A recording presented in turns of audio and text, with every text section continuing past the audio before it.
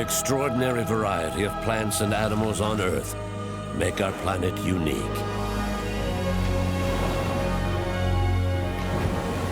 In its harmony and balance, the spectacle of nature is born of an age-old evolution that has endured almost as long as the Earth itself.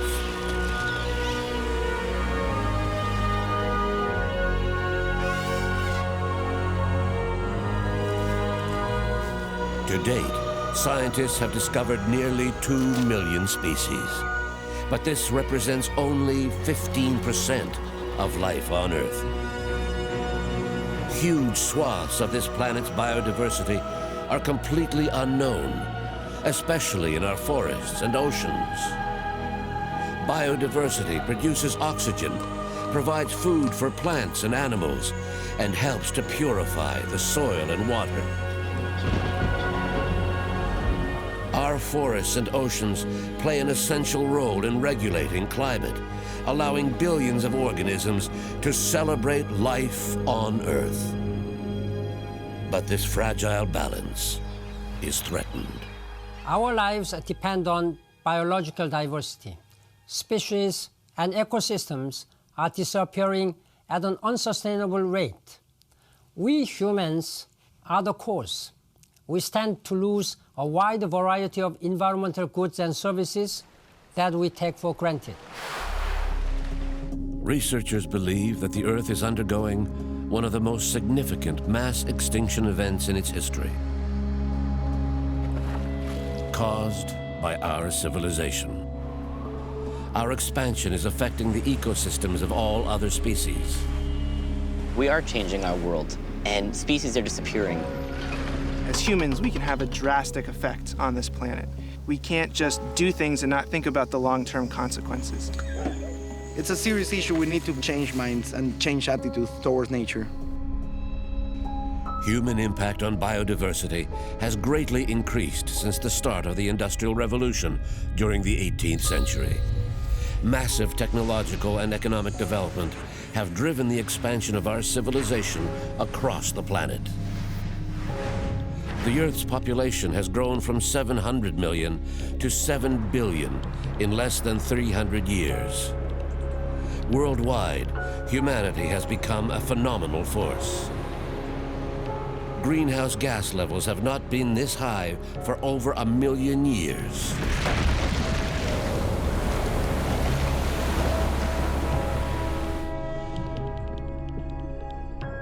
We have stripped large predators of their territories by confining them to reserves or by destroying the world's large forests. All over the Earth, plants and animals are increasingly struggling to coexist with humanity.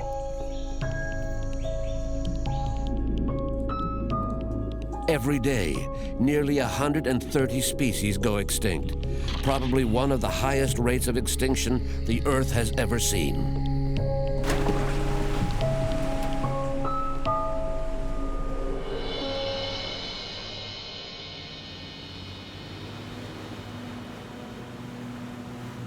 For several years, the oceanographic schooner Sedna 4 has been sailing the world's oceans.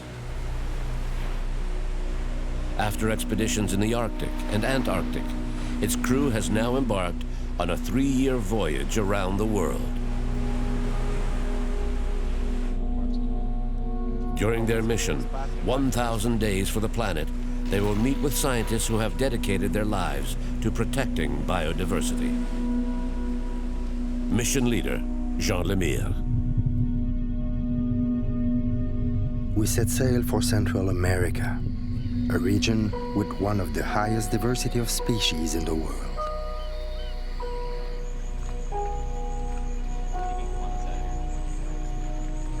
The preservation of habitats here is vital to the survival of thousands of species of fish, reptiles, and mammals.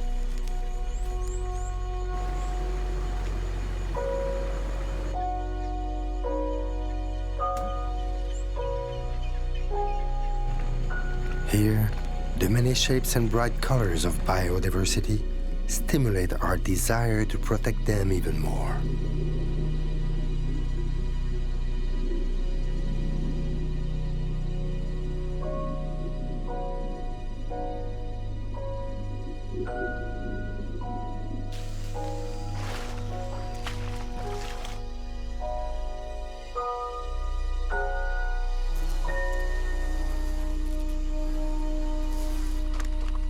In Costa Rica, the team sets off in search of one of the last big cats of the Americas.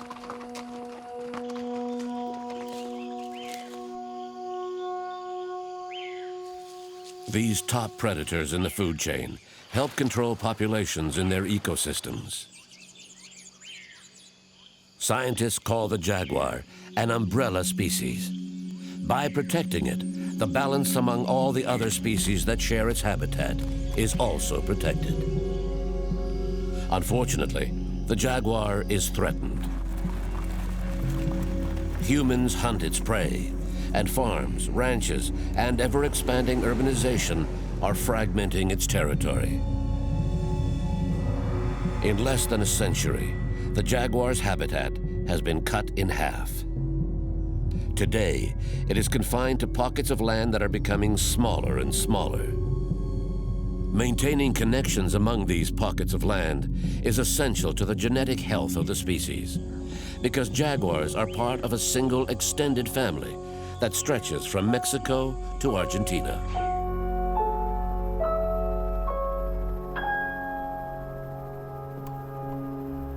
In eastern Costa Rica, a reserve has been created to protect one of the jaguar's habitats.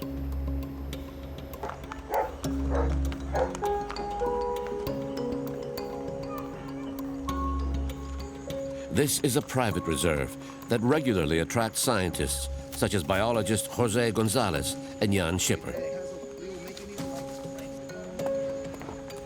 They have dedicated their lives to protecting these big cats. Hey, nice spot. Yeah. Ah, look at there, look at there. Oh yeah. Those are jaguar marks. Wow, even there. All the way up. So that's a good spot for jaguar. This is a perfect spot. Yeah. This is the place we're shooting. A jaguar has marked its territory by scratching a tree. Get sunlight direct to it, and then the lock. Installing a motion sensing camera will record the passage of jaguars and photo ID them. Using photographs over several years, researchers have shown that the reserve is frequented by about 14 jaguars. And videos highlight the problem of jaguars coexisting with local farmers. Oh, look at that. Oh What's this? That's definitely a cow, and that looks like Cora. Yeah, that's Cora, for sure. That's amazing. That's amazing. Wow, see the power in his jaws? Wow. Look at the strength of the animal. Yeah.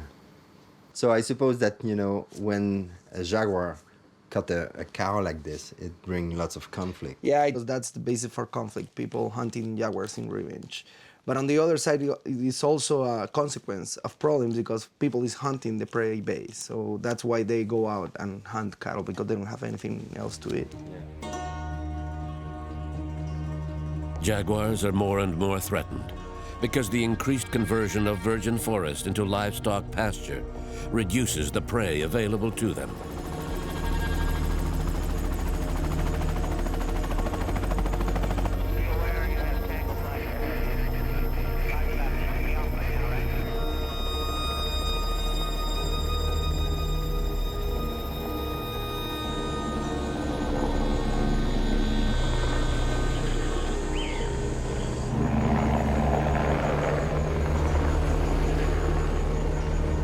The reserve has an area of about 100 square kilometers, which is not enough to support the jaguar population.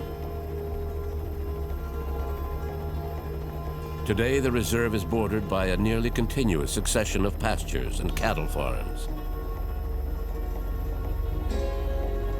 The jaguars find it difficult to move among the isolated pockets of forest.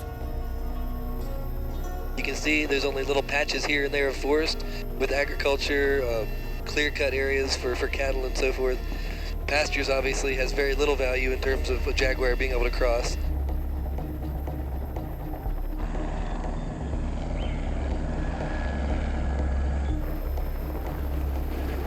So we don't necessarily need continuous virgin forest from here to the coast. We just need a mix of forest types along with different types of more sustainable agriculture to connect it. And that's a lot easier to sell that to landowners instead of saying, oh, we need to take your land away and put it in conservation.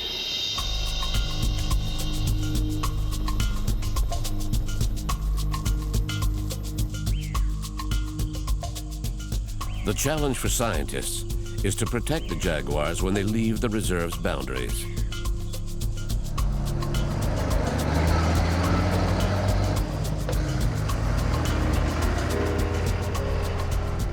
To do so, they must establish migration corridors. In this way, they hope to convince farmers to preserve sections of forest on their land that allow the big cats and their prey to move about their territory.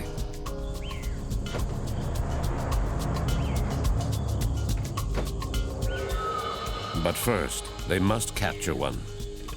So we use some pheromones to attract the animals. By equipping a jaguar with a tracking collar, the scientists will be able to precisely monitor its movements. And this is the trap.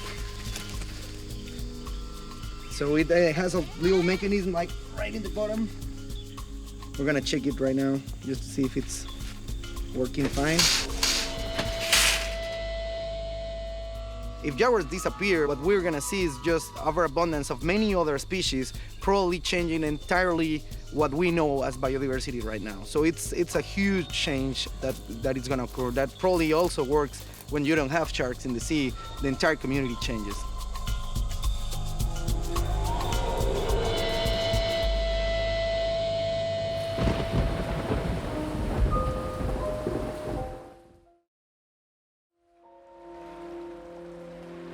Large predators are threatened all over the world, both on land and in the ocean.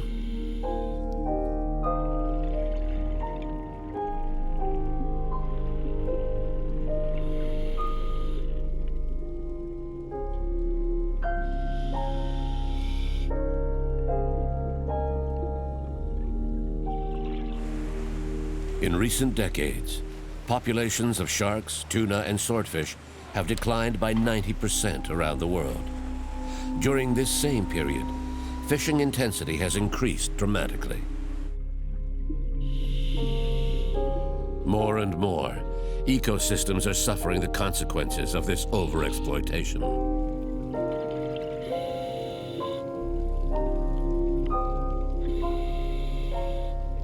In the coral reefs of the Caribbean, large predators are increasingly rare, which has weakened ecosystems and opened up a niche for an invasive species.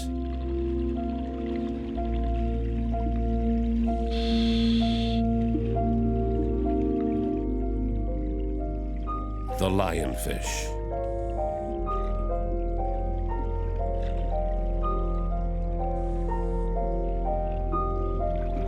Biologist Tim Pusak of the University of Oregon has studied this phenomenon for many years. So lionfish that naturally live in the Indo-Pacific have been taken from their home by humans, brought over to the US because people like to have them in their aquariums. They're beautiful, stunning fish. It's great to look at them. The problem is they like to eat, and they like to eat a lot. So they'll tend to eat all the other fish that are in the aquarium, and so people just release it into the ocean. Lionfish have begun to proliferate in Caribbean waters. Genetic studies show that the population began with only 6 individuals. Scientists are now studying the consequences of their presence in the food chain. It appears that they can eat prey items that are up to about half their body size, which is rather large. They eat every and anything they can get their mouth on.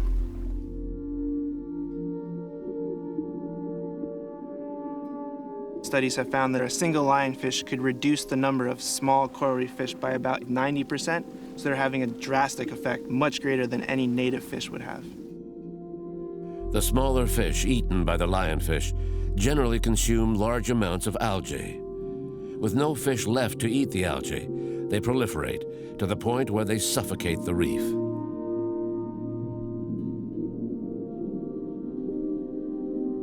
The lionfish adapted quickly to its new habitat, and this fierce predator has taken advantage of the weakened ecosystems.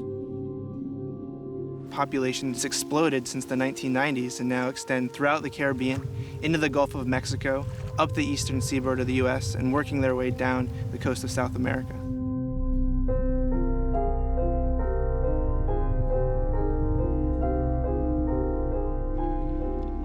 The remarkable adaptation of this invasive species to its new environment, combined with the overfishing of large fish, has weakened the health of coral reefs in the Caribbean.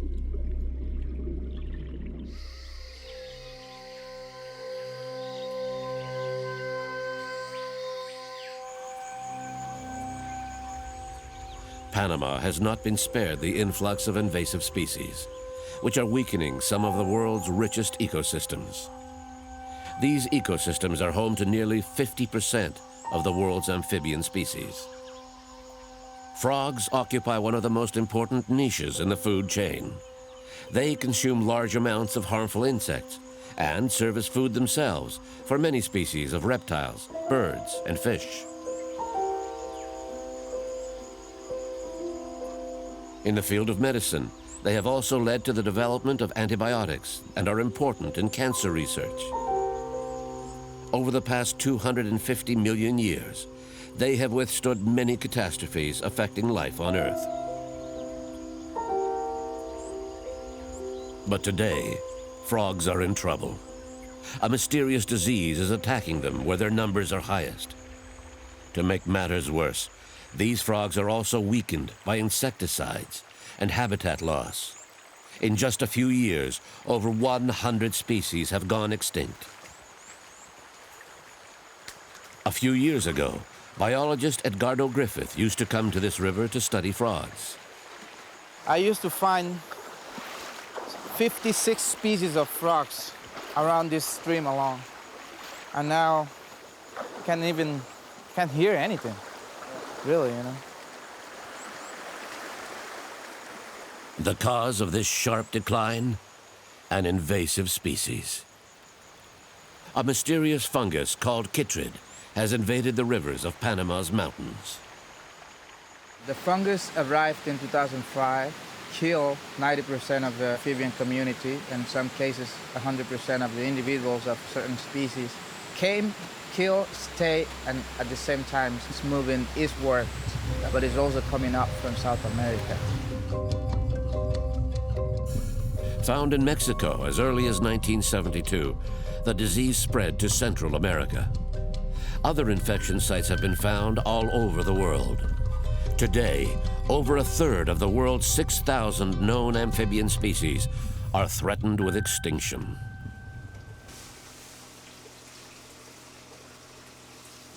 To me, I used to be a field biologist. Now I think I'm like an extinction biologist.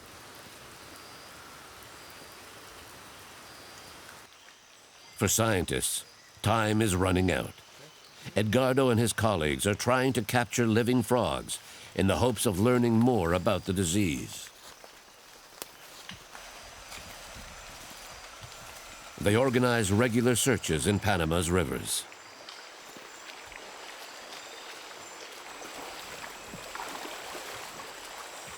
Chytrid is spreading at a rate of over 30 kilometers per year.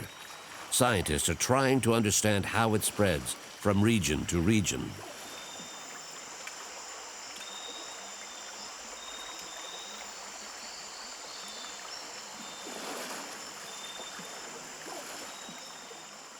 When a species nears extinction in nature, scientists often have no other choice but to remove the few survivors from the wild.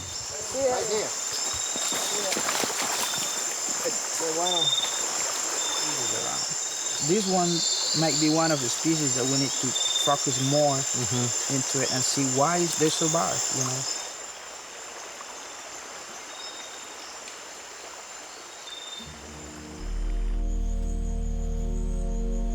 The last remaining individuals of many frog species are today conserved in sterilized containers, isolated from the outside world, where the dangerous fungus threatens their survival. Like Noah's Arks, these containers are only a fragile and temporary means to preserve the genetic heritage of dozens of amphibian species. But this is the best that scientists can do. Some of them are not dealing with chytrid yet in their populations, but we know it's going to get there sooner or later. So we're trying to rescue as many as we can, try to breed them, try to keep them healthy. This might be the last one, so it's a huge responsibility for us. In the name of all the frogs dying on the jungle floor, the search continues.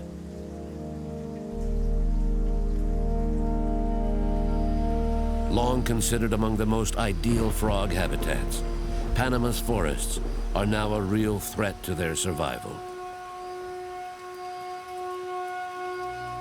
Today, this unprecedented epidemic is threatening the ecological balance of ecosystems around the world.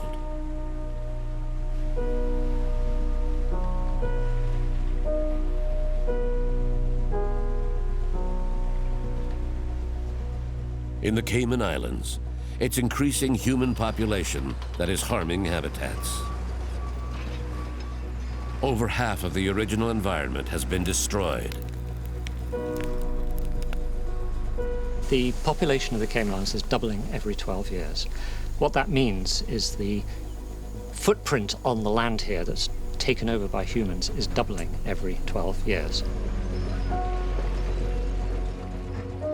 This habitat reduction is disastrous for certain endemic species, such as the blue iguana. Found only on Grand Cayman, it is considered one of the most threatened species in the world.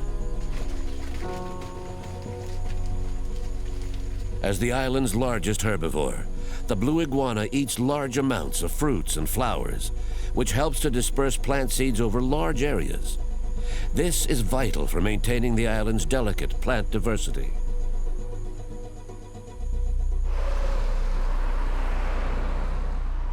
In 2002, we did a very detailed survey, and it was the most depressing survey I've ever been involved in, because all of the places we used to see iguanas, there were none. We think realistically it was probably more like 12 left in the wild, and they weren't finding each other to breed. So the population was doomed. It was functionally extinct, as we put it, technically speaking. They were there, but there was no future. In 2002, Frederick Burton left his job to dedicate himself to the recovery of this species. Through trial and error, he learned how to hatch baby iguanas in incubators, far from their natural predators.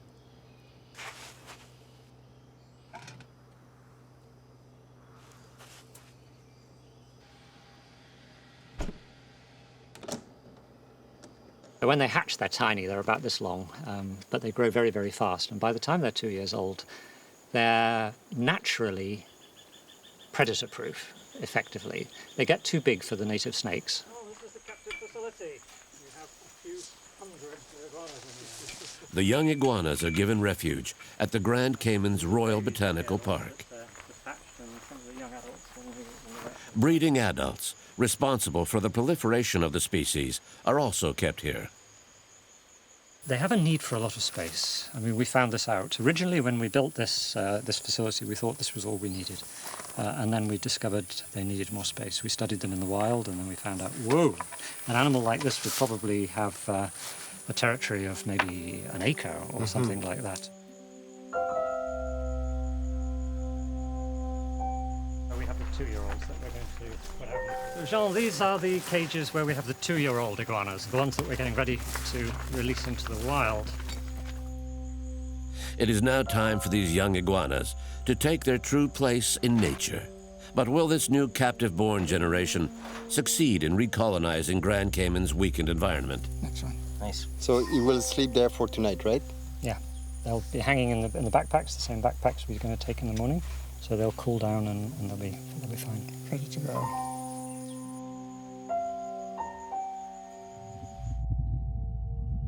After years of effort, Frederick Burton convinced the government to establish 2 protected areas on the island, where he can now release his young iguanas.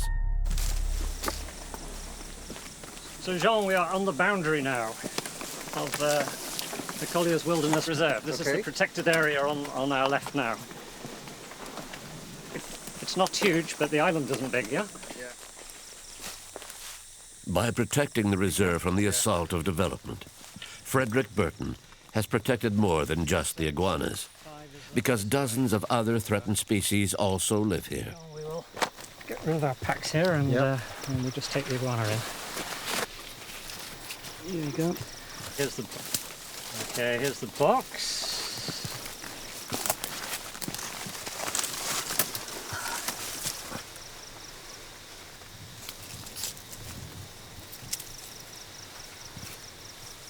Oh yes. Whoa! So now he will spend all night inside this box. All night he will sleep in here, and in the morning, at first light, he will come out into this strange world. And the population has gone from about 12 now to about 650, 700, somewhere around there. A human initiative saved the blue iguana from extinction. Years of effort and protection have resulted in a protected area adapted to these animals' needs. Frederick Burton now hopes that these winning conditions will allow the most threatened reptile on the planet to begin breeding in the wild again. The perseverance of Frederick Burton is inspiring. It proves that sometimes the efforts of a few dedicated people can make up for the abuses of society. Sometimes evolution itself can put a species at risk. All right. Over time, a species can become isolated on an island, like Escudo de Veraguas, off the coast of Panama. Biologist Bryson Voirin has dedicated his life to studying what some scientists believe is the rarest mammal on Earth, the pygmy three-toed sloth. These sloths live in one of the world's most productive and most useful ecosystems in terms of biodiversity, the mangrove forest. No, that looks like mangrove. It's not. It's really shallow. In the tropics, mangroves protect shorelines from erosion, and they provide food and shelter for many threatened species. Oh, hey, look, it's eating. There's a sloth right there. It's a female. Yeah, she's eating a leaf. She's got it right in her mouth. Yeah, I see it. Yeah. Oh, she's got a baby. Let's see if we're real quiet. Maybe we won't. It's one of the rarest mammals on Earth, and there's two of them right there.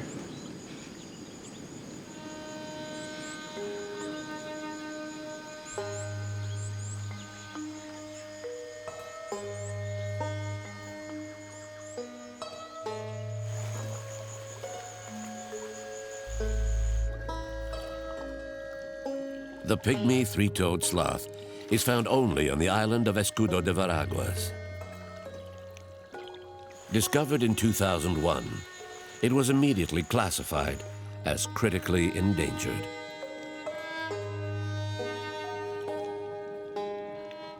Recent studies have indicated that this sloth lives exclusively in the mangrove, making it even more vulnerable, because worldwide, mangroves are being affected by climate change and human development. At current rates, they could disappear entirely by the end of the 21st century.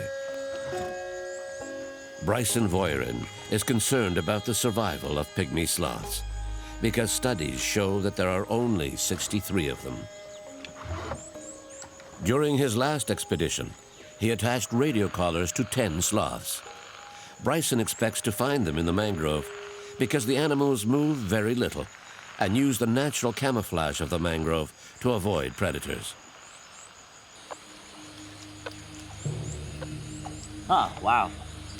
There he is, right there. Right there, in the mangroves again. Yeah, he's still in the mangrove, so he hasn't really gone anywhere in the past month or so.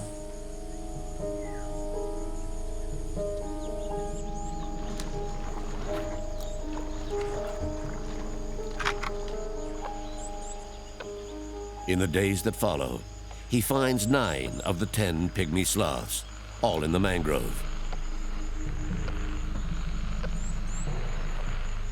But the team is worried because one is missing.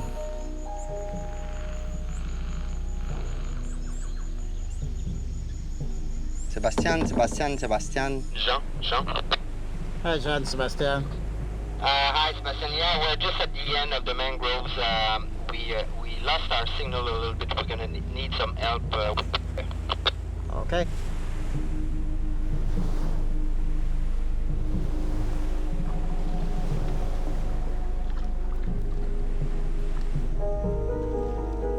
In 2005, several families of fishermen took up residence on the island.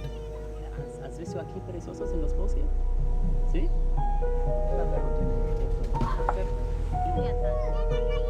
Their knowledge of the area could help find the missing sloth.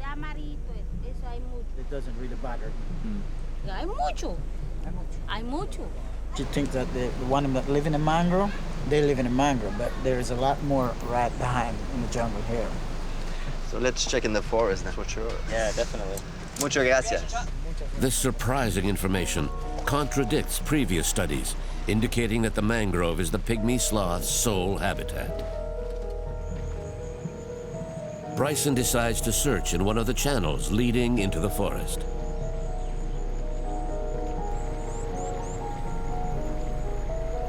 Number 5 is the one that I just don't know where he went. But he might have actually gone out of the mangroves and into the forest, which would be pretty exciting because that means that he's actually eating other things besides mangrove leaves, and he's in the interior of the island maybe. Hopefully we can find him.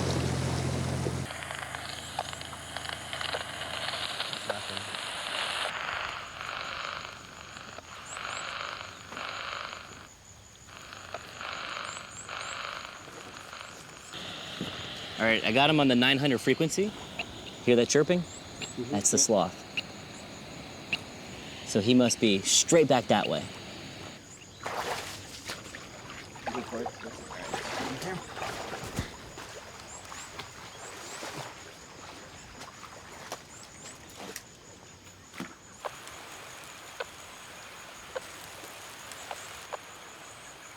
Every step away from the mangrove would appear to increase the credibility of the locals. But it is also possible that Bryson will only find the collar of a poached sloth. But if the sloth is found in the forest, it would be great news for the species.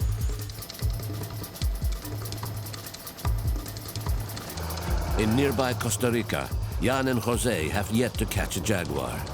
The scientists are concerned because the animal's distribution in the reserve is well known, and the lack of any tracks is surprising. They redouble their efforts in other sectors of the reserve. Capturing such a cunning animal is a huge challenge, but it's an essential part of the research, because only through a better understanding of the jaguar's migration patterns can its living space be increased.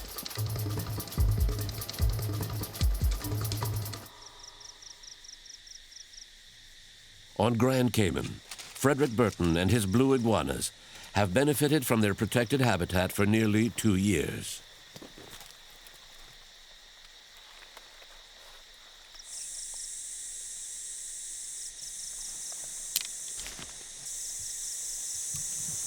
Joel, is that hatchling? Yeah, that's great. That's the first wild-born young iguana we have ever seen in this area. This is a wild iguana that has hatched here in the protected area. So it is working. It's working. It's great. Working. I think it's very interesting working on a small island because it is like a microcosm of what is going on everywhere in the world. And it's very important, I think, for people working in conservation to spend at least part of their time working on things that can succeed.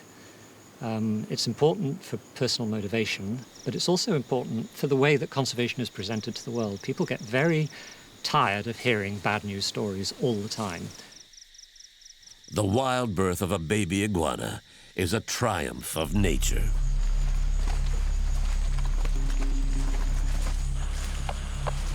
On Escudo de Veraguas, the radio signal leads Bryson Boyrin on his quest.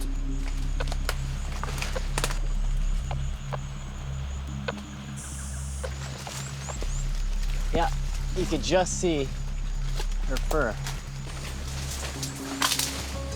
Hey, buddy. Okay. Look at that. Wow.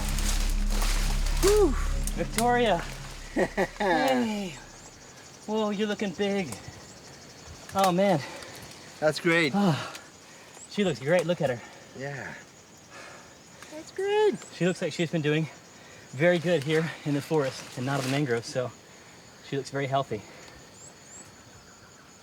You know, one thing I think that this shows is that even though the mangroves are being cut, that may not be as big of a risk for the pygmy sloths, because if they're able to eat other things in the forest, at least they have other food sources besides just the mangroves. So I'm pretty confident to say that there are more sloths than just 63 on Escudo. There are probably a lot more. If they're in the whole island here like this, that means the population is pretty good. Ready to go? All right, Yeah, Victoria. back to home, sweet home. So the locals were right. If the pygmy sloths are spread over the entire island and live in its abundant forest, scientists will have to re-examine their numbers and maybe even the status of the species. It's fantastic news for the pygmy three-toed sloth. This important discovery was the result of collaboration between scientists and the island's inhabitants.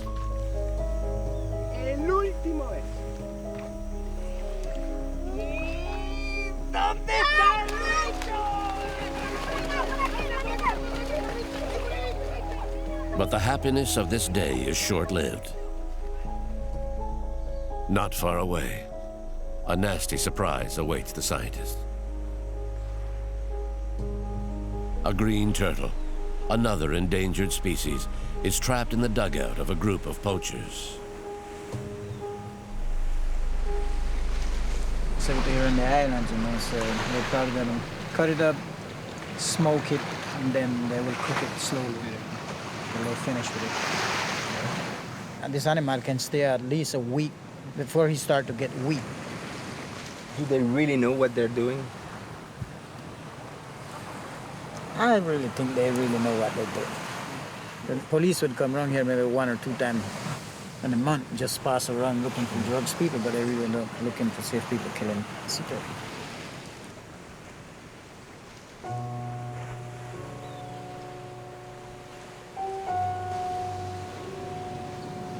That's pretty sad to see. It's pretty sad, you know, for me, it's because, you know, I worked 13 years protecting sea turtle with the Peter Maitland Animal and project in Cayusapatia. And my father got more than 20 years saving them, you know, trying to save them, and I do the same, you know, so it's pretty sad to see they catch it and they're going to kill it, you know. Poaching is yet another threat in the fight to conserve endangered species. And the problem is widespread, even in protected areas.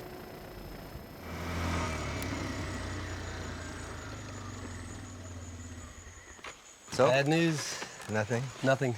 We checked all the traps again, where we put the extra pheromones out last night, and nothing. No tracks, nothing? No tracks. We actually went along a couple extra trails and checked that where there were some muddy spots from the rain that we had the other day. We haven't seen a track since you've been here. Well, that's life, I suppose. Yep, we're obviously very concerned about what might be causing this. Even if we have all this conservation momentum behind us, it can just take a few people to come in and maybe snare some animals, which is what we're hearing. It's depressing.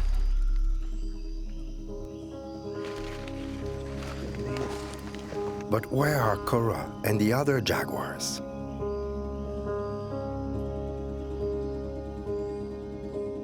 There are rumors that poachers have recently been operating inside the reserve, and 2 of them were even bold enough to brag of their horrible acts on social networks. Oh my God, that's sad.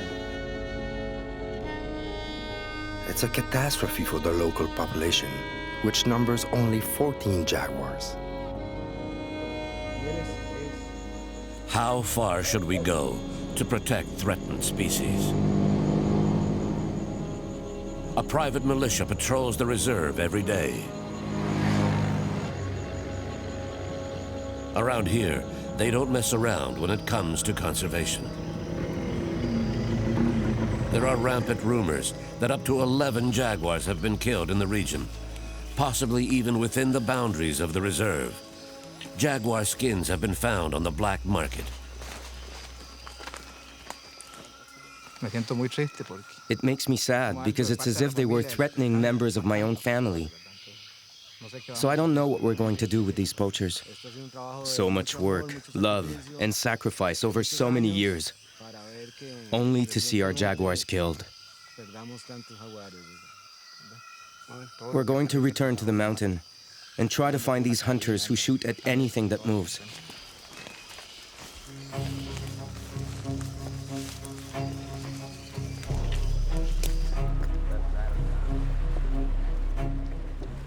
On Little Cayman, another type of hunting party is being organized. Local diving associations are mobilizing to wipe out the lionfish, the species now considered the worst poacher in the Caribbean.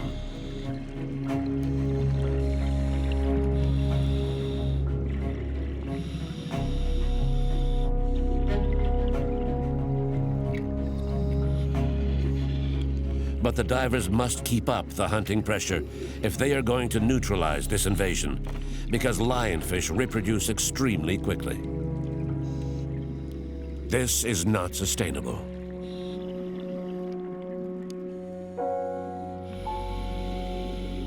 So they have turned to a more natural solution. They are enlisting the help of the few groupers that live near the coastline.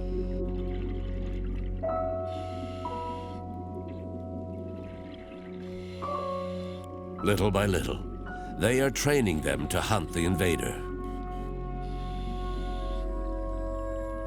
Who knows whether these few fish will develop a taste for the lionfish and transmit this new feeding habit to other fish.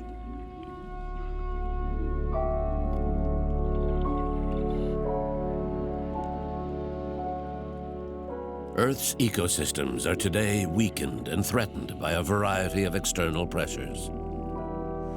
Conservation efforts are vital, but the hard work of many can be completely undone by the greed of just a few.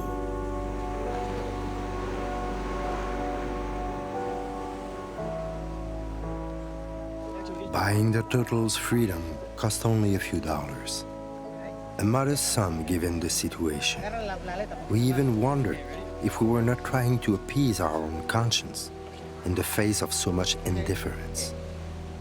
But this was a living symbol of nature's difficult coexistence with humanity.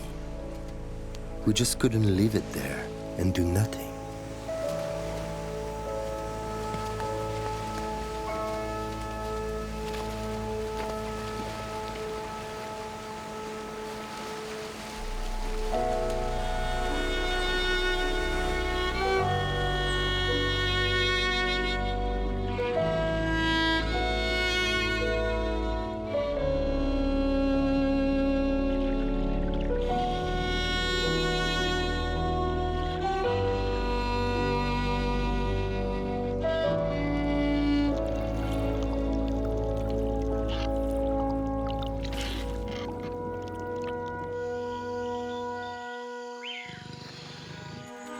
I'm optimistic because I believe we can change things, and if a human being realizes the importance, there's still something we can do, but we are right on the edge.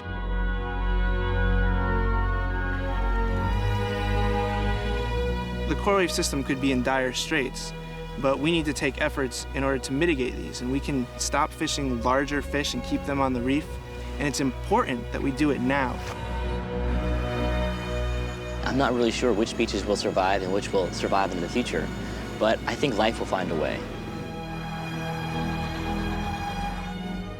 The lionfish invasion really highlights for me is the importance for humans to understand that they can have a drastic effect, and they need to realize what they're doing before they do it.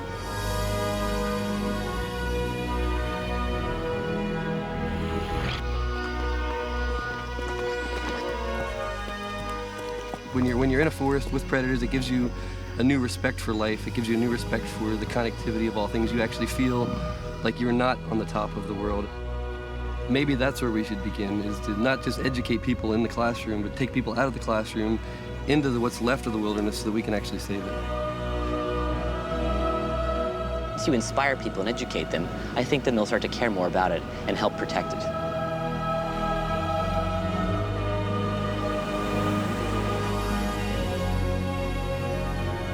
The troubled coexistence between humans and the different forms of life on our planet too often translates into the loss of species that play key roles in ecosystems.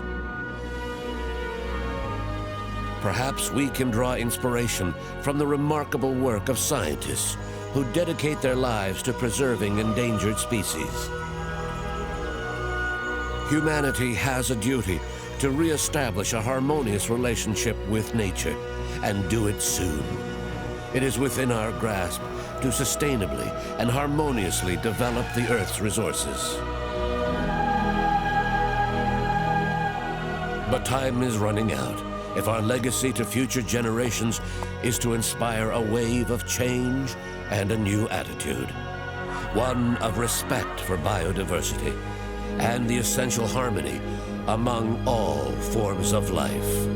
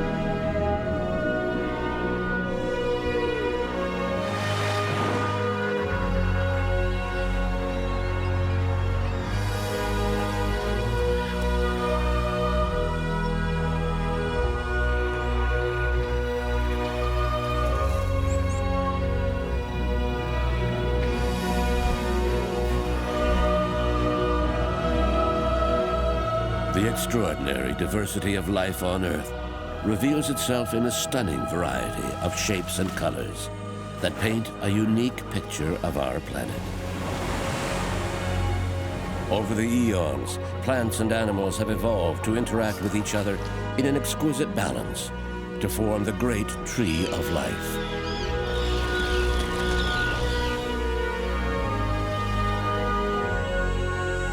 Our own survival depends on these different forms of life, from the tiniest to the very largest.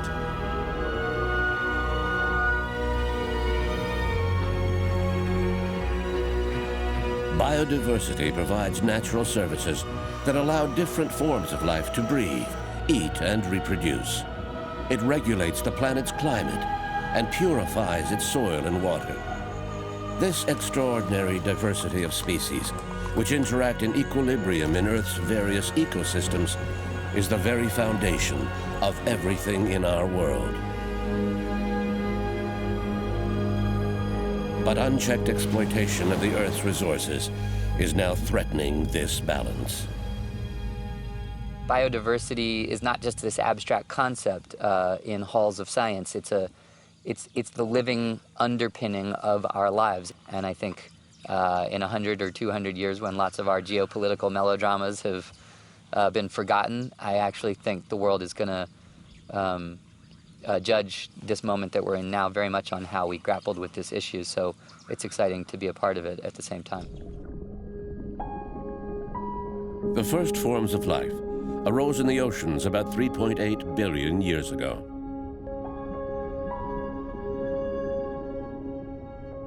Through natural selection, the driver of evolution, a multitude of species came into existence, forming the basis of the diversity of life as we know it today.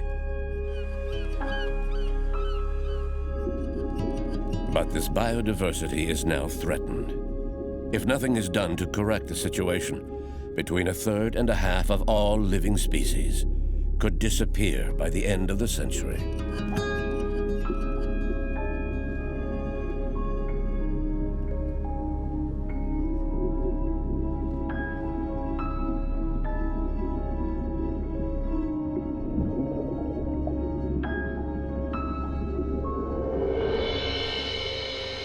The oceans are the largest ecosystem on Earth, but our exploitation of their resources is far beyond their ability to regenerate.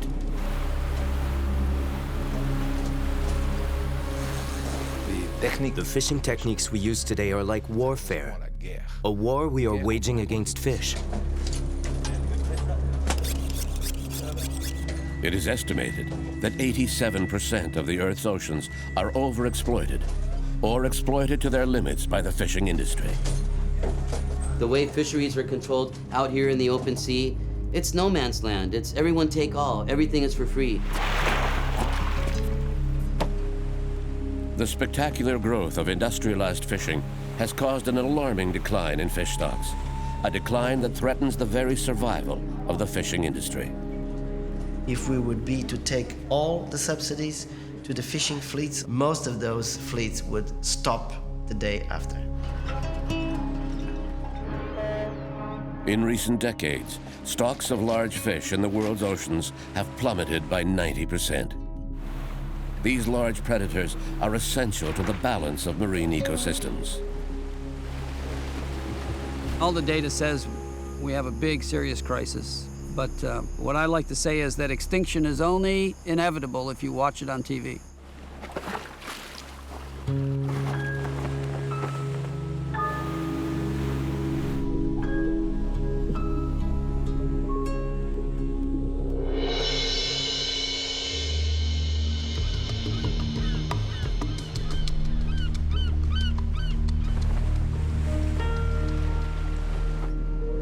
For several years, the oceanographic schooner Sedna 4 has crisscrossed the Earth's oceans. Mission leader, Jean Lemire. We have embarked on a 3-year trip around the world to assess the state of biodiversity. Our mission, 1,000 Days for the Planet, will allow us to meet with scientists who dedicate their lives to the comprehension of what is critically at stake regarding our environment.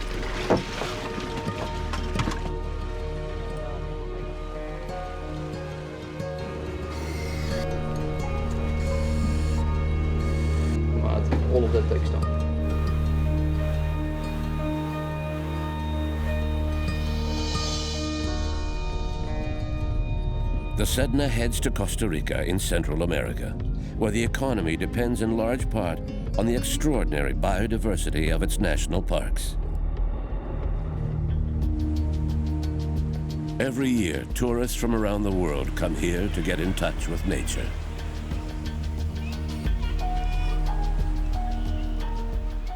The magnificent beach of Playa Grande in the Guanacaste region receives its share of tourists. But come nightfall, they give way to biologists and volunteers. Tonight, like every winter night, the beach belongs to one of the ocean's oldest creatures, the leatherback turtle.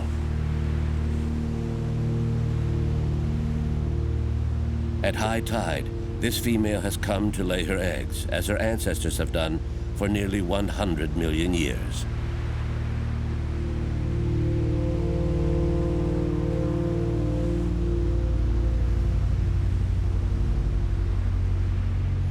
We spent 20 years, the best years of our lives, saving these turtles, right? Biologists James Spatilla and Frank Palladino founded the Leatherback Trust, an organization dedicated to saving Pacific leatherback turtles. We've been protecting every nest on the beach, protecting all the turtles, producing lots of hatchlings. They take 15, 20 years to mature. We've been doing this 20 years, so we're starting to see new turtles coming. It is estimated that 60% of leatherback turtles have disappeared in the past 30 years.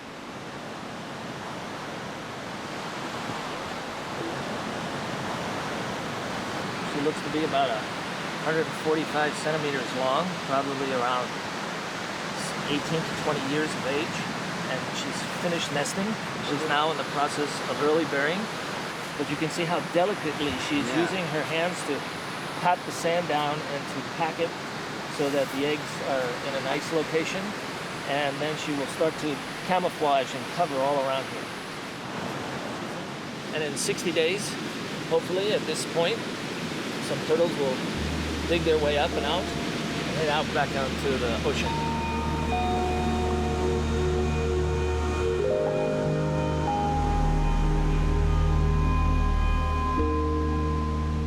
In 1980, there was over 100,000 females nesting in the Pacific alone. Now we estimate there's only about 1,500 to 3,000, and that's since 1980. And the only thing that has changed is the impact that humans have had on them. We take away the beaches because we develop them to have our recreation and hotels and so on, so they can't reproduce on their natal beaches anymore. We changed our fishing practices in the 80s. Now we have long lines, which by accidental bycatch will kill turtles, and the estimates are that about 20,000 turtles a year. And the third thing we did was we harvested their eggs. According to popular belief, these eggs have aphrodisiac properties, creating a black market that thrives even today.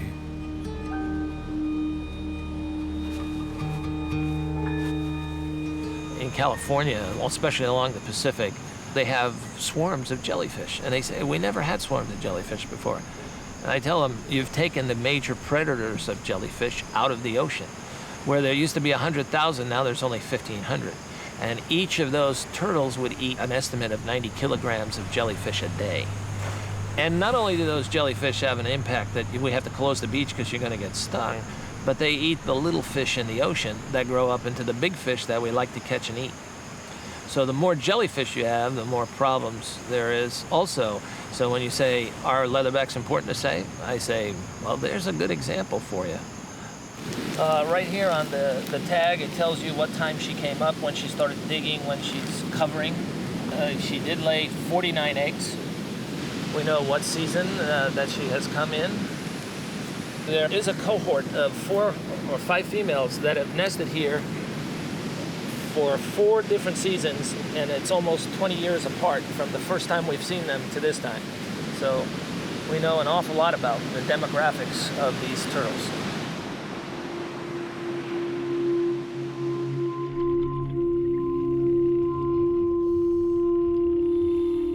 Of the 7 turtle species living in our oceans, 6 are on the red list of threatened or vulnerable species. But turtles are not the only members of this unenviable list. Another emblem of our oceans has a troubled coexistence with humans: the shark.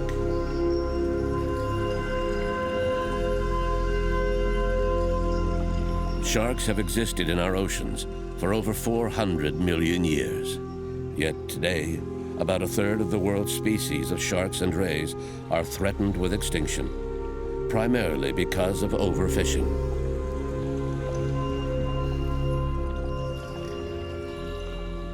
Large ocean predators, which play an essential role in maintaining balance in our ecosystems, are on the losing side of decades of exploitation.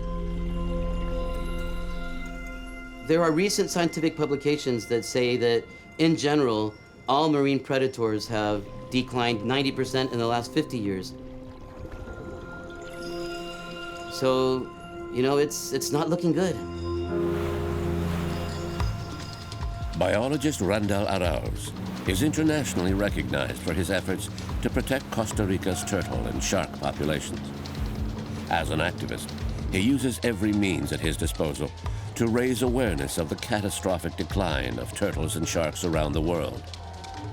Through protests, school programs, and negotiating with fishermen, Randall tries to educate the public about the importance of large predators in ecosystems. And he wages an unrelenting war against long-line fishers who indiscriminately target large fish species. A friend of mine was lucky enough and he was able to get a job on one of these longline boats as a cook. So when he got the job, he told me. So we put that camera on the boat with my friend, and he was acting like it was a family video. And sure enough, he brought video of leatherback sea turtles on the long lines, sea lions on the long lines, molas, all sorts of wildlife. So this is the first time we're getting a glimpse of what is occurring with the longline fishery, the bycatch problem that it constitutes.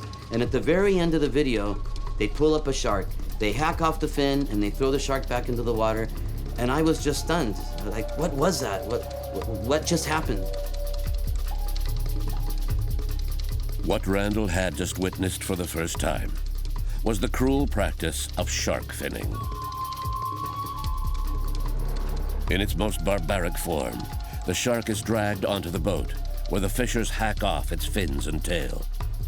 They then throw the shark back to sea, often still alive. Unable to swim, it dies a slow death by suffocation. These images sparked an outcry against this practice. First of all, it's cruel. It's a cruel, painful death for these magnificent animals. From a more technical point of view, it's unsustainable. They're wiping out marine biodiversity so that a culture on the other side of the world can have their shark fin soup. Shark fins represent only about 5% of the animal's body mass, but they can fetch up to $400 per kilogram, making them one of the most valuable marine products in the world. It is estimated that between 40 and 70 million sharks are killed every year for this controversial market.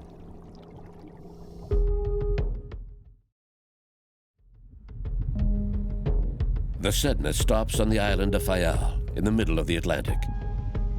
Sitting astride the mid-Atlantic ridge, the Azores archipelago is the result of 20 million years of volcanic activity. These spectacular islands, which emerged from the ocean only 5 million years ago, are still changing under the effects of volcanism and shifts in the 3 major tectonic plates that meet here. Deep in the ocean, seamounts rise toward the surface, causing an upwelling of ocean currents. This, in turn, sustains an abundance of marine life.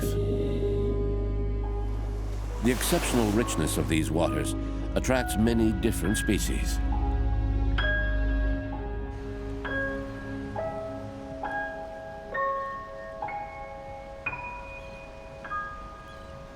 The most important fishing grounds in the whole of the Azores. And you have these 2 major... Pedro Afonso, a biologist at the University of the Azores, works with a team of scientists to better understand the role of large predators in ecosystems. Which means that it's probably the time... A shark specialist, he has earned the trust of local fishers. Thanks to the long-standing relationships Afonso has developed, the Sedna's mission leader, Jean Lemire, is allowed to experience life aboard a long liner. These fishing boats are frequently portrayed as the source of all evil.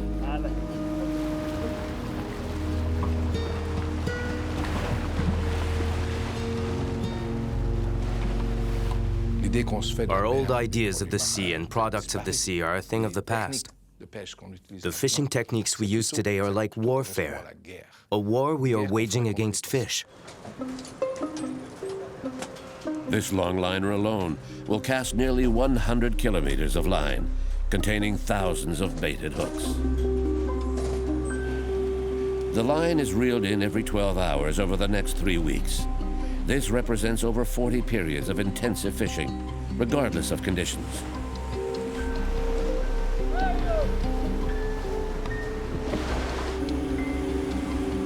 Although this fishing technique is not highly selective, the fishers are primarily seeking swordfish, a large predator that fetches good prices.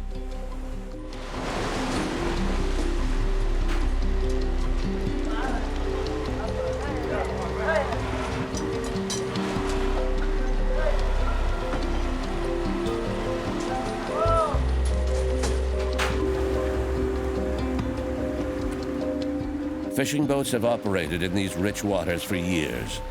But despite the use of ever more effective fishing techniques, catches are declining. Today, far fewer swordfish and other large fish are caught in the waters off the Azores. And it's the same around the world. Yet fishing pressure today is greater than ever.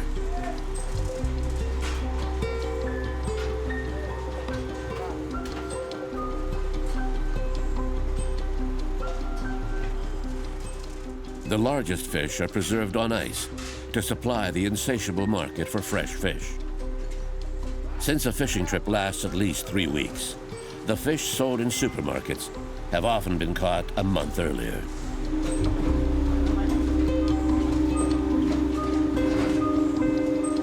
Current regulations specify a minimum catch size for swordfish. Legally, smaller fish must be thrown back. But in general, these young swordfish are cleaned and frozen to be sold later. this practice is illegal. Biologist Gonzalo Grassa often serves as a scientific observer on fishing boats.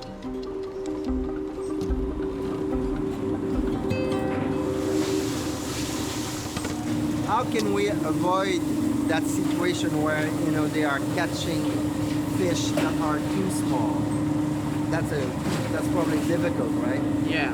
Well, one of the ways can be increase the size of the hook, and there are several kinds of hooks. There are some twisted, and well, but when they use another kind of hook, they don't catch so many fish, and they prefer to catch a little bit more fish, but smaller than no fish. Fishermen dispute this regulation on fish size. They contend that since most of the young swordfish are already dead when they haul them aboard, they don't see why they should be forced to throw them back. With no one enforcing the regulation, young swordfish continue to be caught.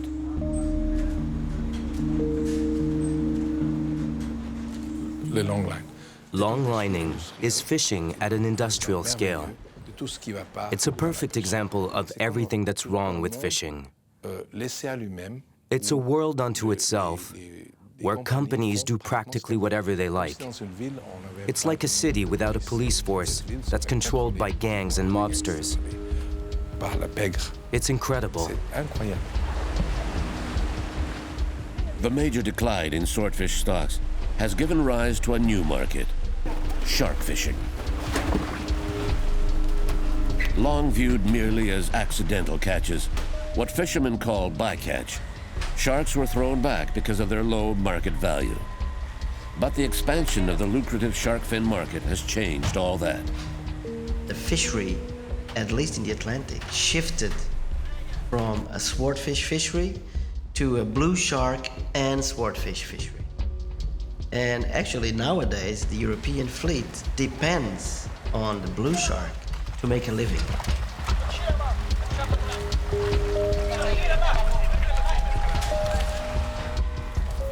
The commercial fishing industry now relies heavily on the significant revenue earned from shark fins. Sharks are no longer considered bycatch, and fishers are directly targeting the blue shark, an abundant species in oceans all over the world, to compensate for lower revenues from declining fish stocks.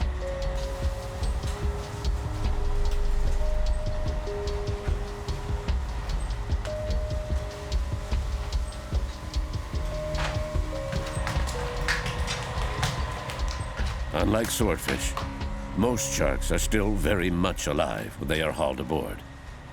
But the size of the animal does not appear to be a factor for sharks. Even the young ones end up in the ship's hold.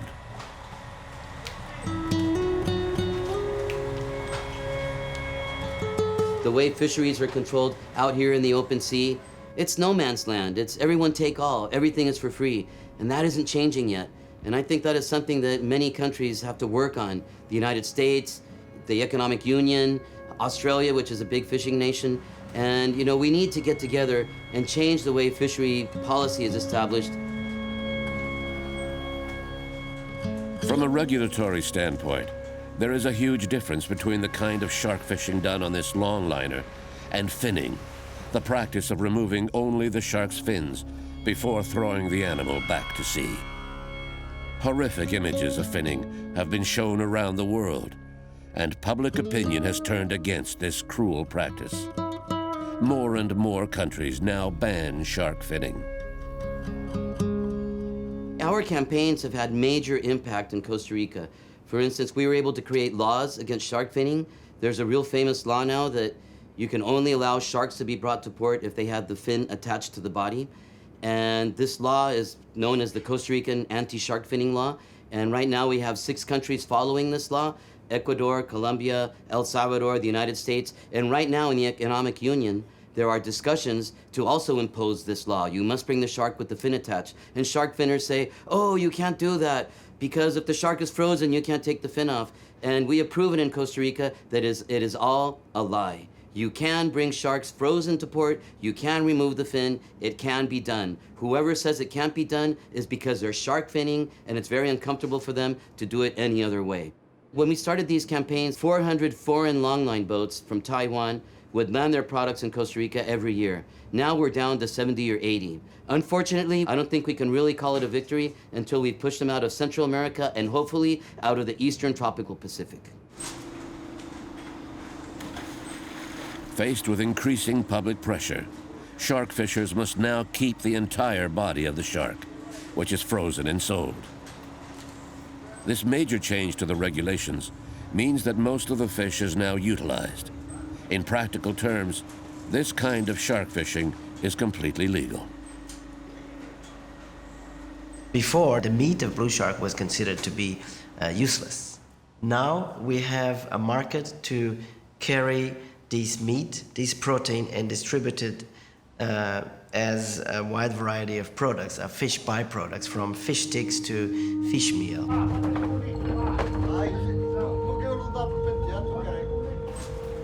Blue shark carcasses and their precious fins are now propping up an industry that can no longer support itself because of its own past abuses.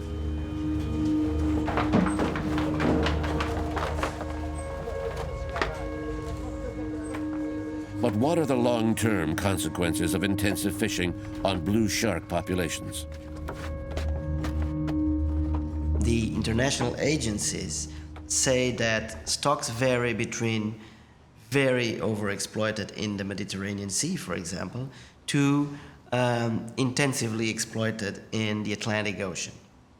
So it's not the most threatened shark population in the globe, for sure, but there are concerns as to the point at which it can withstand the current levels of exploitation. The expansion of industrial fishing is like a red stain spreading over the world.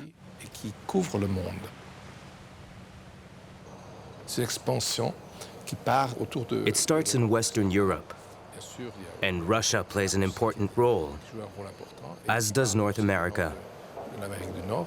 It then spreads to the African coasts, and then to the South Atlantic and South Pacific. It spreads like a skin disease. And this wave, this red tide, gets to the Antarctic, and it stops, because it can't go any further.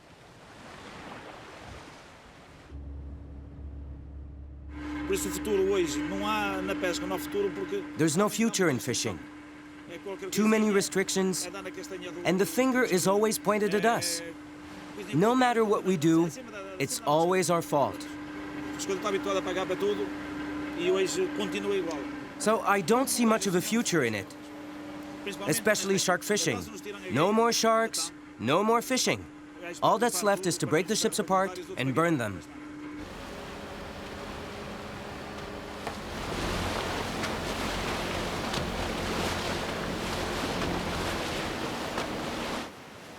The fishing fleets have grown in the past decades dependent on subsidies from governments. That is, the real cost involved in sending a fishing vessel out there with all the costs in fuel, in gear, in paying the crewmen, etc., is just not overturned by the real profit that the catch is going to make in the market. And the only reason why that fleet or that particular vessel is doing its everyday fishing is because it gets subsidies from all of us taxpayers to lower the cost of those items. The destruction of marine ecosystems is being financed in part by government subsidies, amounting to anywhere from $20 to $30 billion a year. Yet it is completely conceivable that this money could be used to remove boats from the fishing fleet and retrain the fishermen. This would result in a smaller fishery that is sustainable and profitable. If we would be to take all the subsidies to the fishing fleets all over the world, and in particular in developed countries, most of those fleets would stop the day after.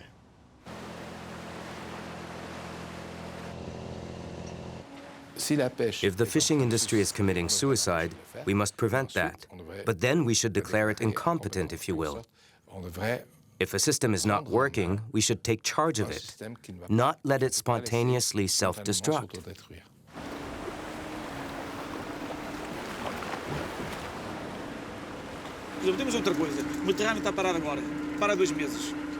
In the Mediterranean, fishing is banned for 2 months, and fishermen are compensated. Why don't Portugal and Spain do like Italy? Why not stop for 2 months in the summer? The fishing authorities know very well what goes on in the Mediterranean. We could protect our species like they do. And they don't even have quotas. But they make us throw fish under 25 kilos back to sea. Italy's part of Europe, isn't it? If the fish is alive, we remove the hook and return it to the water. If it's caught by the belly, we use it for bait. But if it's dead, what can we do? Bring it back to life? Of course not. So we keep it. It means more income, even if we're not allowed to keep it. We tell them that it was already dead, but they don't care. They say it's illegal, that they can't tell for sure if it was dead or not. And they fine us anyway.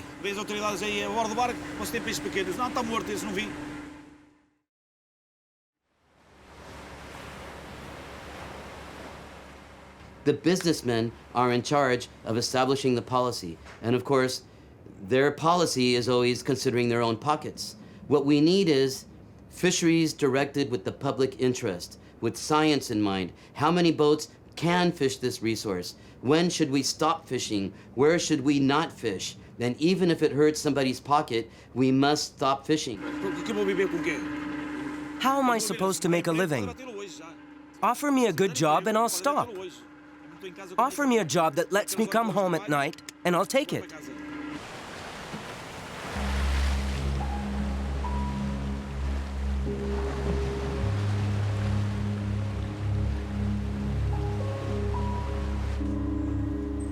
The time spent on board with these fishermen was a troubling experience. It is difficult not to question the morality of this new market for shark flesh. At the current market price, fishermen only get less than $1 a kilo, a tiny fraction of the price obtained for shark fins. At this price, is it a real and profitable market, or is it a way to skirt around the new laws adopted by numerous countries to forbid finning?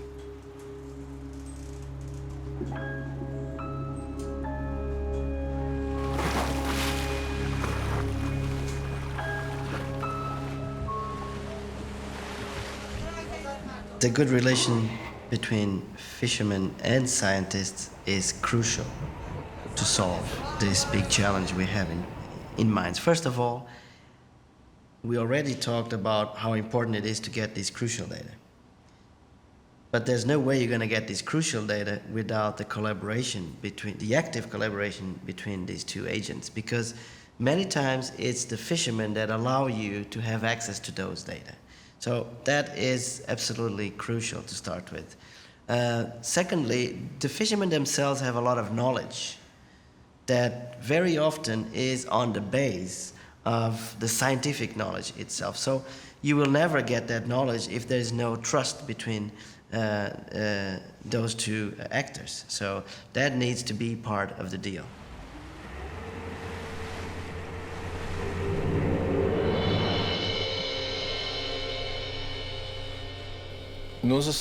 Our oceans have been patient. They have been patient with us. But now, the demand is becoming increasingly unrealistic. It's not hard to imagine a day when fishing will be mostly artisanal. There will be fewer fishermen because they won't be needed. Fish will be a luxury item, something you pay a premium for to eat on special occasions, like a Christmas turkey.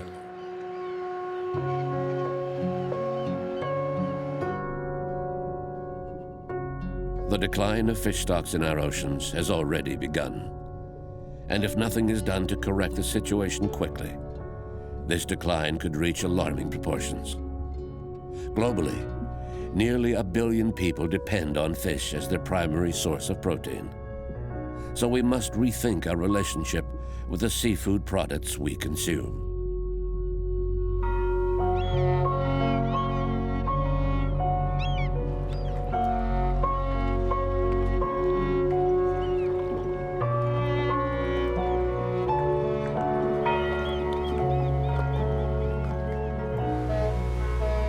Shark research is a relatively new field, and scientists will have to intensify their efforts to better understand the ecology of large predators if they are to propose effective conservation measures.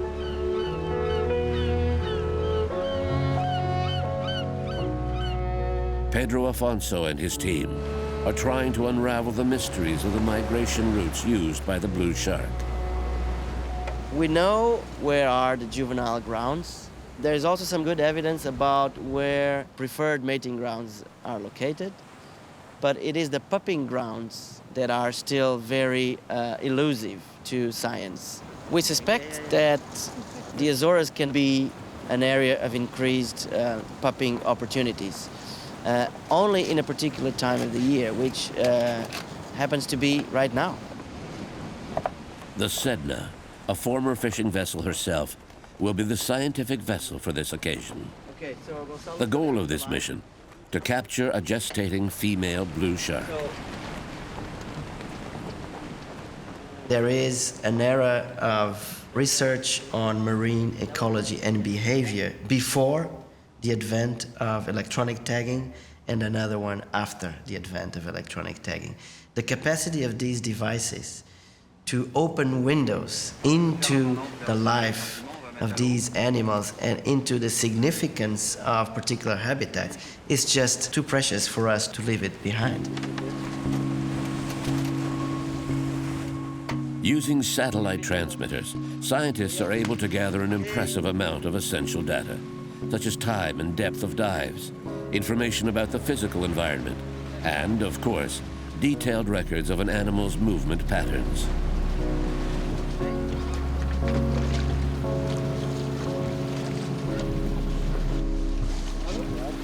Lady Luck smiles upon the scientists. They have just captured a female blue shark, but they must act quickly. Vertebrates in general have this thing called the tonic immobility reflex, which basically is when you're turned upside down, you become numb. And they get really amenable to work with. And we think that they also get a decreased pain function. We do that to promote natural anesthesia.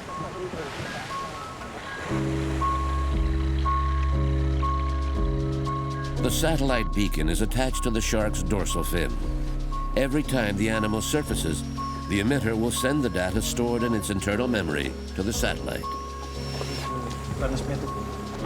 Of course, there's some injury inflicted into the animal, but it's minimal injury compared to the types of injury that blue sharks take during their lives. Despite the size of this female, the scientists can't be certain that it is currently gestating. Sharks are viviparous, meaning that the embryos develop inside the female. Look! Oh yeah. Look! Oh yeah. Baby shark, right here. Look at this. You asked for pregnant female. That's. We need to be fast now. Okay. You want to be fast. You want to be fast. Here. Oh yeah, again. Females have this reflex. When they're close to be ready to deliver, if they're in life-threatening situations like this, they will try to get the babies out, even if it's a bit early, because they will survive, whereas she might not. So, well, that's a defense. She needs some water flowing. Okay.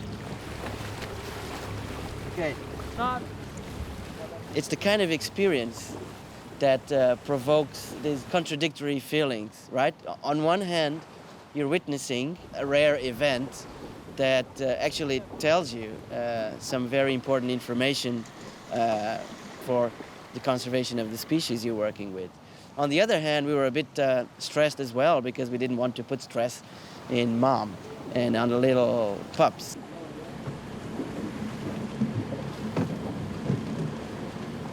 The pups were not fully sized, which is about 40 centimeters. I would say those pups would be around 35 centimeters. But as we saw, the pups took probably, 3 to 4 seconds after an initial moment of confusion to swim away in a very steady way. Hey, woo-hoo! Hey, all right! All right! Okay, right. The temporary captivity required to install the satellite tag will not harm this female, which now regains its freedom. Woo!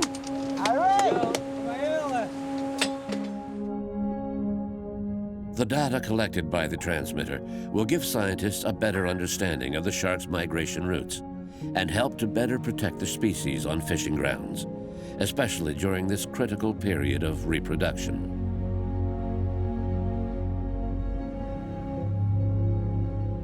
Over the course of hundreds of millions of years, sharks have lived through every major extinction event the Earth has experienced. Yet, in only a few decades' time, humanity has jeopardized the survival of the ocean's greatest predator. And it is not alone.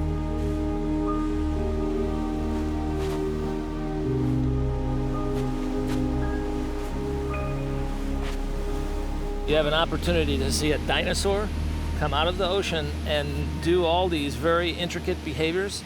And I don't think there's anybody who ever walks away from this beach after seeing this experience that hasn't been awed. This is probably one of the magnificent sights that you'll see in nature.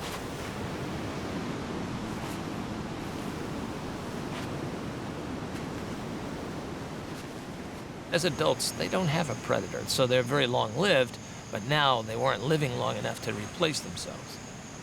What I mean by that is, each turtle comes up and let's say in a really good year they lay 10 nests of 65 eggs. That means they have laid 650 eggs. You would think that's a lot, but only about half of those eggs hatch.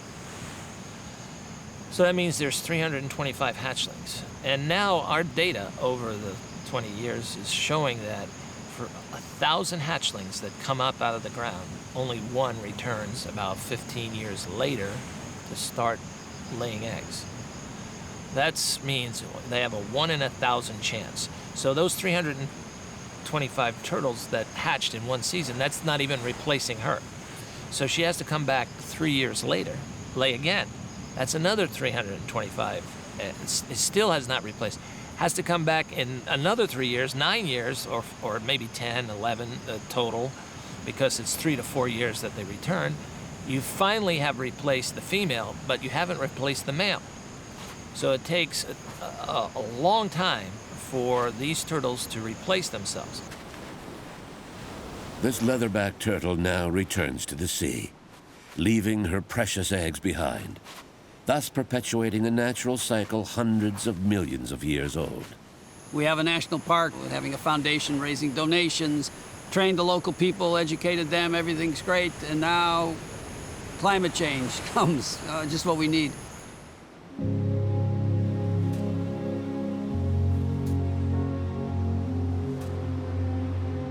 The problem for these turtles in climate change is that they don't have sex chromosomes, and the sex of the turtle depends upon the temperature of incubation. So at 29.5 degrees in a nest, you get about 50-50 male and female. 29, you get all male turtles. At 30 degrees, you get all female turtles. And when you get up towards 34 degrees, they all start dying. It gets too hot. So the beach here is generally, by December, on a dry year, is running 30, 31 degrees. So we're producing females. And the projections are for climate change. As the Earth warms from global warming, this area of Costa Rica will get warmer and drier. Many areas get wetter, but this gets warmer and drier. Therefore, this beach will get hotter. And we will have to do some management, or we will, one, produce all female turtles, or second, they will all die.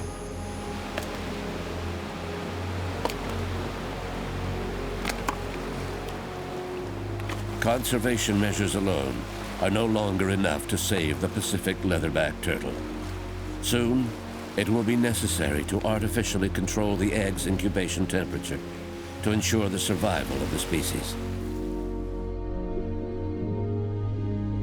The tragic fate of the leatherback turtle is a prime example of the uneasy coexistence between humanity and the other forms of life on this planet.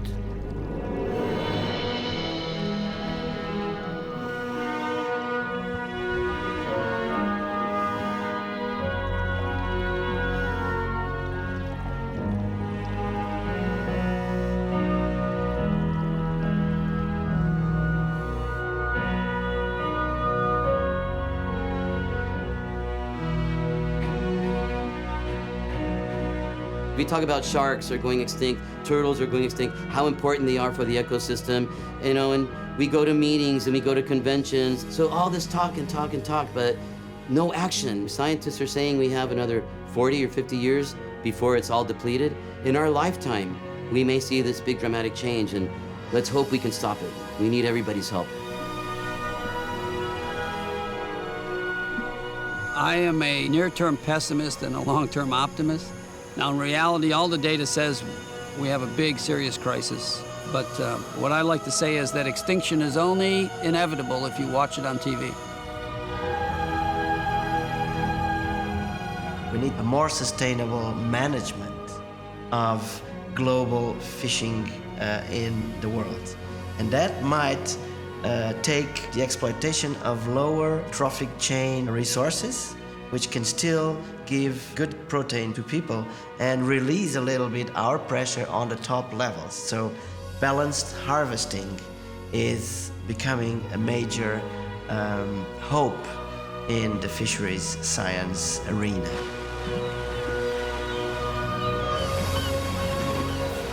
The people working on climate change, they understand it.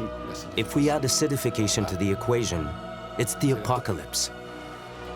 Everybody loses, and in 100 years, there are no fisheries anywhere. It's unthinkable, because if we can't solve this problem at the beginning of the century, there won't be a fishery at the end of the century.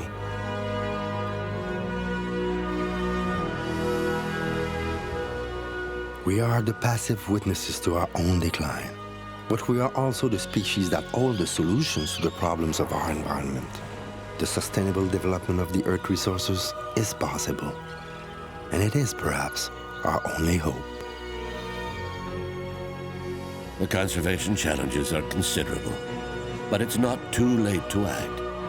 Of all species, humans have benefited most from the natural laws of evolution, and we must show restraint and control in exploiting the Earth's resources. Is it not time for us to take another look at our relationship with nature if we are to preserve the extraordinary biodiversity that supports life?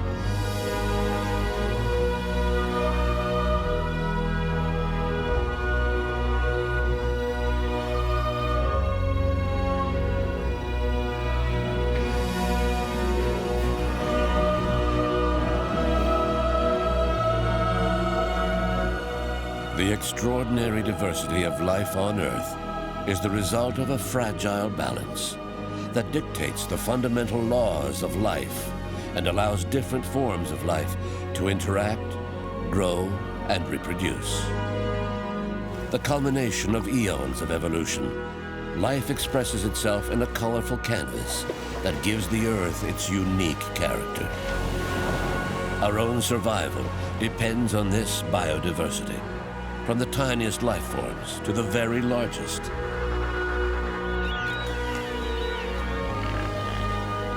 The first forms of life arose in the oceans about 3.8 billion years ago. Today, they still support an array of fragile ecosystems that continue to astonish us as we learn more about them.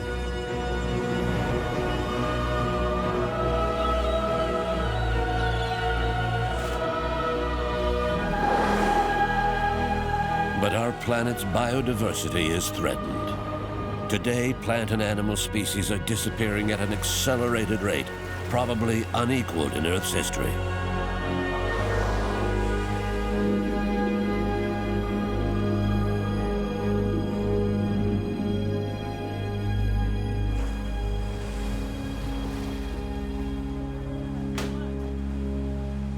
We must regain a balance between all species if we want to preserve the ecosystem services that nature provides. These services are what allow our own species to exist. Oceans cover over 70% of the Earth's surface. They represent 300 times more inhabitable volume than all of Earth's land habitats. It is estimated that more than 2 million species live in the oceans, about a quarter of all living species. Over 90% have yet to be documented by science. For scientists, unraveling the ocean's mysteries is a formidable challenge. Jean Lemire, mission leader of the oceanographic schooner Sedna 4. Our mission, 1,000 Days for the Planet, is in the spirit of the great explorers of yesteryears. With scientists, we are traveling the world's ocean to better understand the conservation challenges that we all face. And there are many, many challenges, because the ocean still bears the scars of our past abuses.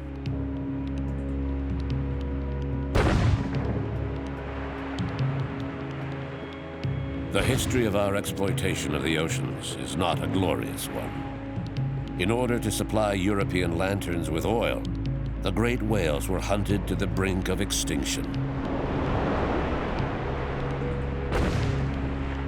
We are still living with the consequences of this carnage today. Many species are still on the endangered list.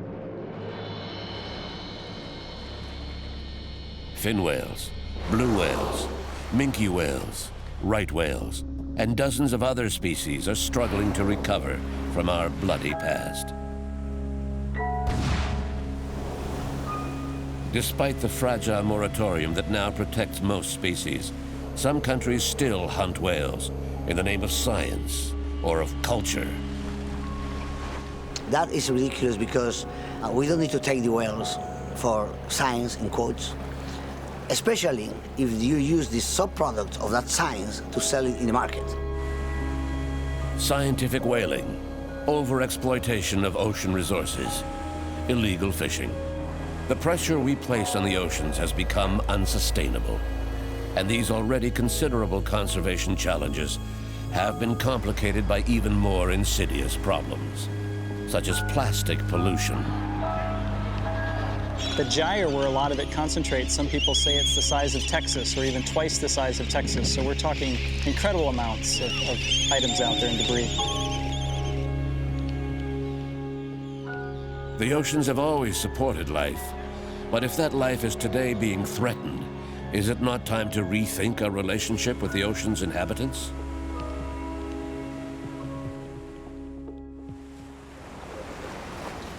Of all the great oceanic migrants, whales are without question one of the most emblematic symbols of conservation.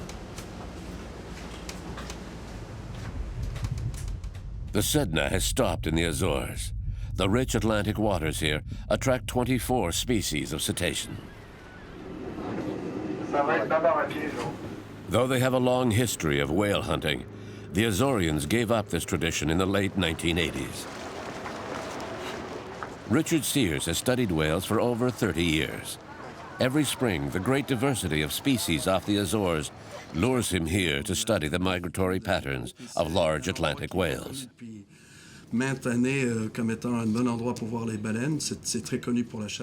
But it's not an easy task. Following these great migrating nomads of the oceans is a challenge for scientists. Ok, donc On se met une heure de départ à 13h, 13h30, heure locale. Richard travels the world to photograph different species. He introduced me to the fascinating world of whales. We often work together, and I have traveled with him to different oceans, always with the same passion, the same desire to learn more about them. Scientists are a bit like the hunters of yesterday. In modern science, the camera has replaced the harpoon. The quest is the same, but the goal has changed. Today, we have a real desire to protect whales. These species are slowly recovering from the excessive commercial whaling that forever changed the face of our oceans. Among the victims of commercial whale hunting, the right whale. A symbol of our past abuses, the right whale is a coastal species, slow and easy to approach, and was a preferred target of the harpoon.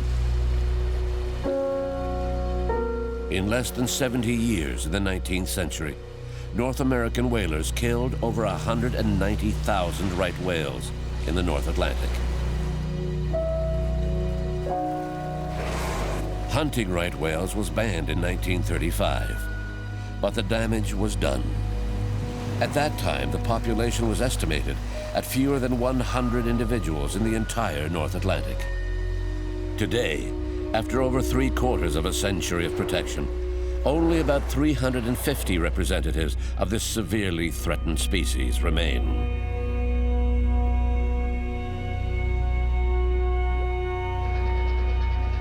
As hunting techniques improved, whalers were able to go after fast-swimming, ocean-going species like the blue whale, the largest animal on the planet.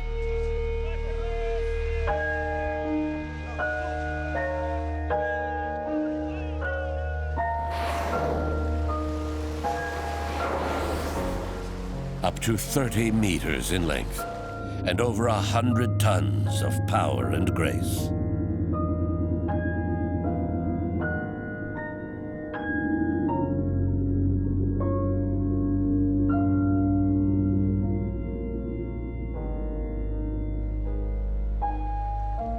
Before commercial hunting, the worldwide population of blue whales was estimated at over 350,000 individuals. Over the past century, nearly 99% of this population was slaughtered.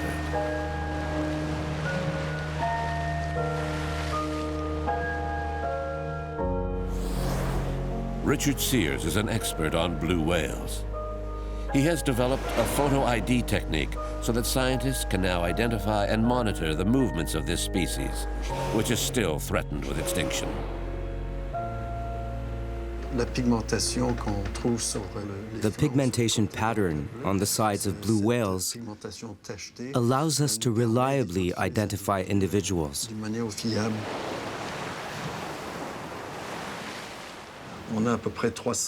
We have identified about 325 blue whales in the North Atlantic, including many photos taken in the Azores.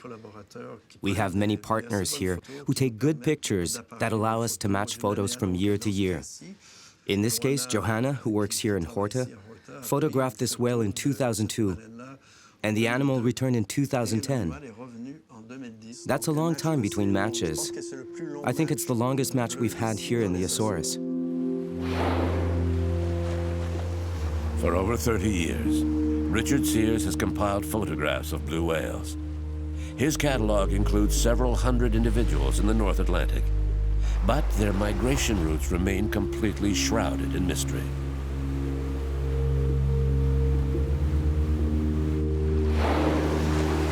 The humpback whale was also hunted all over the world. It is estimated that in the mid-19th century, the worldwide population of humpbacks was over 125,000 individuals. In less than 100 years, nearly 95% of the population was wiped out by whalers. By the mid-1960s, only a few thousand survivors remained. In the 1980s, a broad scientific effort led to a series of techniques that today form the basis of our knowledge about this species. Among these techniques is the identification of individuals using photographs of the tail flukes. Here's an example of photo identification of a humpback whale. It's the equivalent of a fingerprint for this species. They are kind enough to raise their fluke when they dive, and the pattern on the underside of the tail is different for each individual. It can vary from totally black to totally white. Studying individuals helps us learn about the species, and now we have extensive catalogs of humpbacks all over the planet. All this data makes it a powerful system because it allows us to learn about the movements of these animals, their migrations, their numbers, and newcomers to the population. This technique led to the discovery of gathering sites for the species in the North Atlantic. These feeding areas are frequented by different humpback whale populations from spring to fall.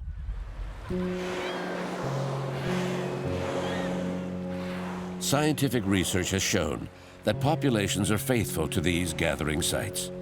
A humpback whale that frequents coastal waters in a particular area will generally return to the same place the following season.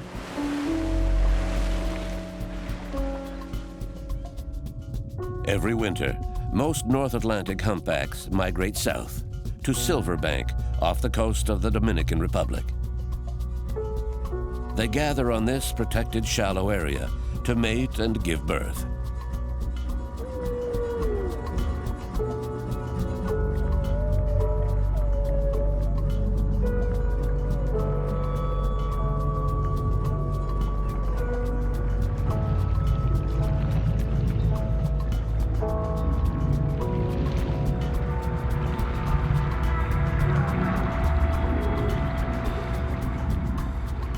But scientists only discovered the importance of silverbank in the 1980s. 84, it was my first time I saw a whale. We didn't know even where was located silverbank. We heard about it, but we didn't know. The density of silverbank, if it's not the highest, it could be one of the highest of the world.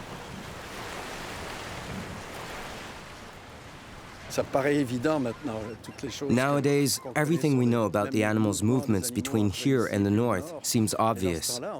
But back then, we knew very little, almost nothing. We knew they came here, but it had never been studied in depth. So we came, and we made a great many photo IDs. Each of us recognized animals from the different areas we were working in.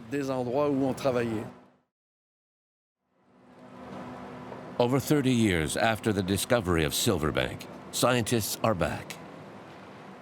They are now trying to determine the migration routes used by humpback whales between silverbank and their different feeding areas. For biologist Amy Kennedy, this is a chance to deploy satellite transmitters. Smallish guy, that one.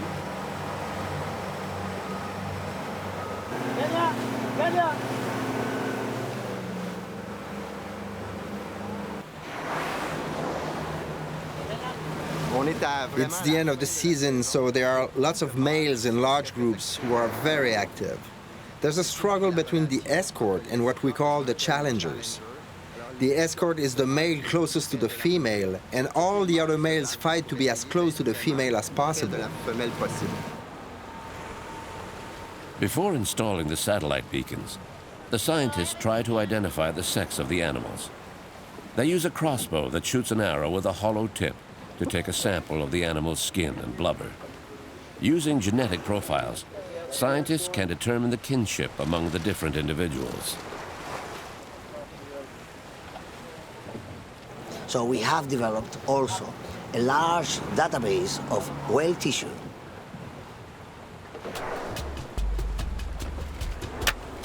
Besides the samples that were taken for DNA studies, we also developed the archive. So it's a genetical catalog. We have whales identified genetically, and this, together with their photo IDs, they complete the information. And if anybody wants to study the population, we have another, let's say, another piece of the sample, which is the archive. They are intact as they were taken, and they are frozen, keeping their qualities So if anybody needs to do any further study, like molecular study, biomolecular study, so they just need to go to the archive and take a piece and interpret it.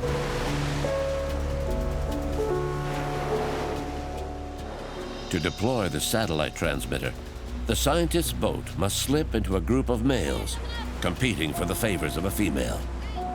It's a delicate maneuver.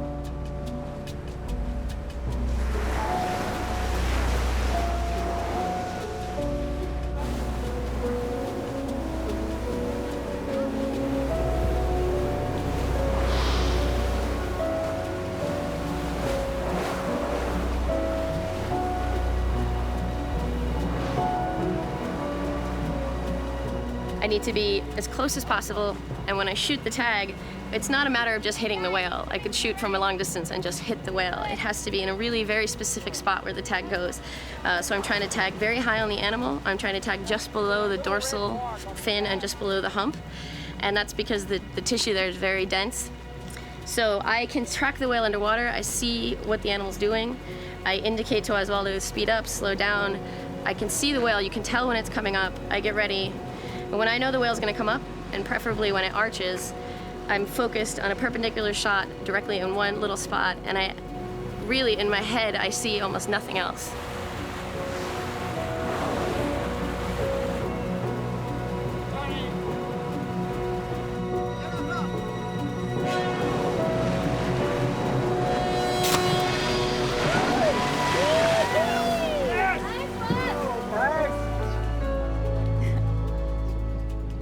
Oh, that's perfect.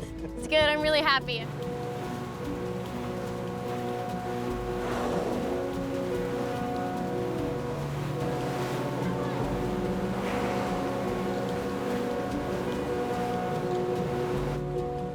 The transmitter is attached to the animal's back using a modified line thrower, which shoots the transmitter's anchoring hooks into the whale's flesh without causing too much injury.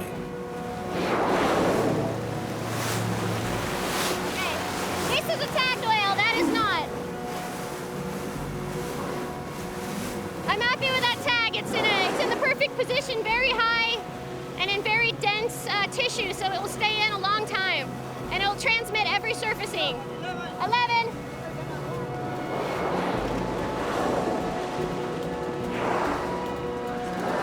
That's the tag.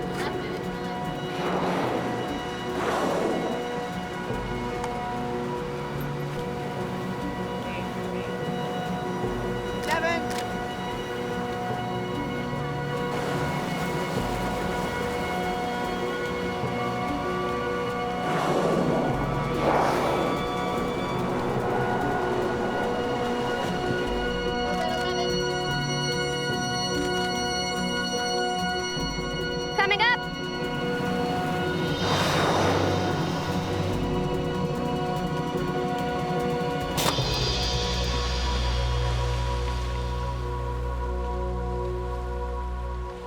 Oh, that's perfect. It's good, I'm really happy. I'm happy with today. The tags that we got on were in good positions, and I'm relieved, and I can't wait to start tracking them. I don't want to get to the computer now and see where they go. So this is the 4 whales that we tagged on the 2nd. So this is 4 full days of track for all 4 whales, which is really exciting because the cool thing is that all 4 of these whales were tagged in the same exact group. They were all there together, and then you can see that each one of them has gone a completely different direction. One whale has stayed almost exactly around the same spot that we tagged it. One whale has moved over to Mouchoir Bank, and one whale looks like it's starting its migration up north. And then another whale looks like it's moving to the southeast, which is really unique. And we hope that these keep lasting, because we'll be able to check them every day from here on out. And I check them a lot, so constantly checking my tags and making sure they're all working and see where everybody's going. And it's very important, this preliminary information, because we have seen that in just 5 days after the attack, the whales are outside of the boundaries of the sanctuary. So for our country, this information is very important in terms of maybe developing new policies for conservation, maybe expanding the boundaries of the sanctuary. You see how important it is for the sanctuary to be included in these areas.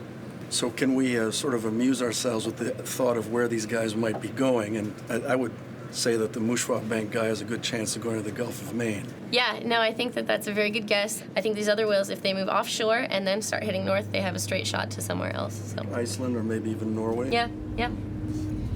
There are very distinct feeding grounds in the North Atlantic, and they're characterized by high site fidelity, which means that if you go to the Gulf of Maine, you are likely to see whales that you've been seeing for generations. And it's the same with all of the major feeding grounds, Norway, Iceland, Newfoundland, Greenland. And it's all driven by the mother. So the mother will bring her calf there on its first migration.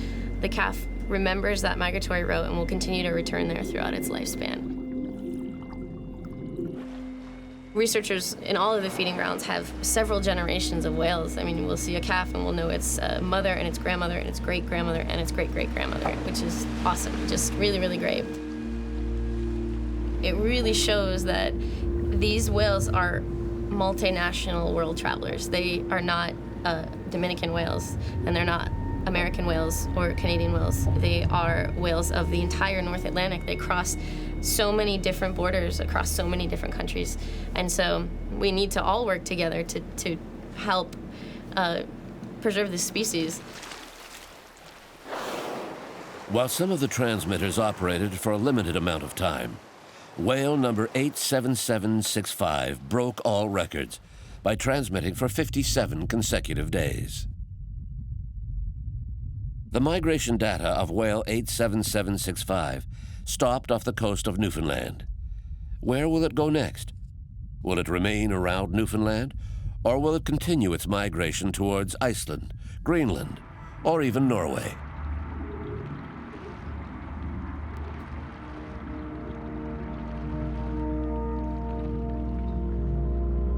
The migration data confirms that humpback whales, which do not eat for the entire 4 months of their breeding period, begin to feed again as soon as they arrive in the rich waters of the north.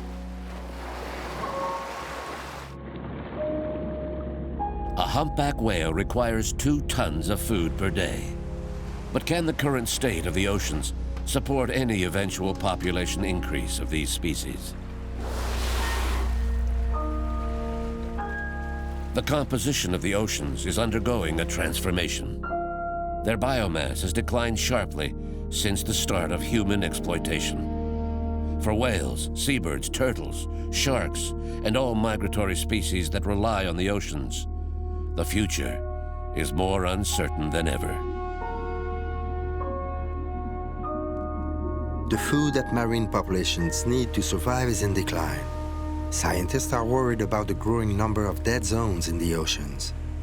Off the coast of Bermuda, we met with scientists from the Corvette Kramer, a research vessel studying the composition of the oceans. They recently discovered a new continent of plastic in the Atlantic Ocean. Sea Education Association essentially is an educational organization that teaches students about the ocean.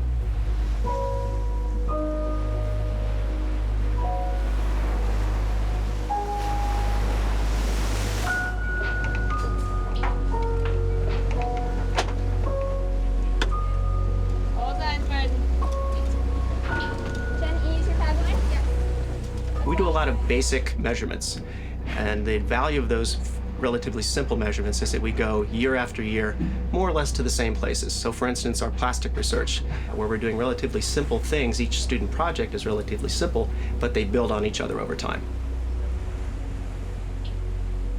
So what they're going to do now is set up the new stun net, and this is our old standby net. We've been doing it the same way for 30 years. And realistically, it may not be the most efficient way to do it, but we don't want to change what we're doing because we have a long-term database, and so we want to keep doing it the same way every time. A few years ago, the discovery of a substantial accumulation of plastic in the Pacific Ocean came as a bombshell all over the world. No one suspected the same thing in the Atlantic where the Sea Education Association has been gathering data for 20 years. But in fact, concentrations of plastic in the Atlantic equal or surpass those observed in the Pacific. And this invisible patch extends into the feeding areas of the ocean's great migrators. The plastic comes from land. We think that probably around 80% of it is actually shore-based. So it's from you and me. We're trying to do our best. We're trying to recycle, but you know, it's a windy day. The piece of plastic, the yogurt container blows out of the recycle bin, gets in the water system in the river, ends up in the ocean. I just wanted to show you some of the kinds of things that we find. This piece is broken, and you can see it's starting to get brittle. It's being weathered by the sun, by just wave action, getting quite brittle into small pieces, easy to break. And we're seeing numbers as high as 250,000 pieces per square kilometer, or even higher. Now granted, most of those pieces are tiny, millimeter-sized pieces, but still, it's a big ocean. When you extrapolate that to the size of the ocean and the patches, it's a lot of plastic. Our plastic garbage ends up in the ocean, where exposure to sun and waves weakens its structure and breaks it into countless tiny pieces that are now inundating the oceans. What is misleadingly called a garbage patch is actually more like a soup of tiny particles, often floating just below the surface. Did you see some increase of the numbers of pieces of plastic over the 22 years of research? No, in a lot of variability, but no real increase over that time. So the question is, where is that plastic going? And one idea is, of course, it could be the microbes. And yet, our society is using more and more plastic. Microbes and bacteria may play an important role in breaking down this plastic, but at what price? It's hard to say whether it's good news or bad news. Is it good news that it's making plastic go away? There are a lot of additives in plastic, and plastic also acts as a bit of a sponge, absorbing toxic chemicals. So you could ask yourself, is it better for those chemicals to stay in one place in the plastic or to be released into the ocean? If plastic acts like a sponge, where do all those toxins go? Recent scientific studies in the Pacific Ocean estimate that fish consume between 12 and 24,000 tons of plastic every year. And it still isn't exactly clear how much these toxins transfer up the food chain from plastic. There has been some work done to show it does happen, but absolutely, we're polluting the ocean, and then it does stay in the food chain, and then we eat the fish.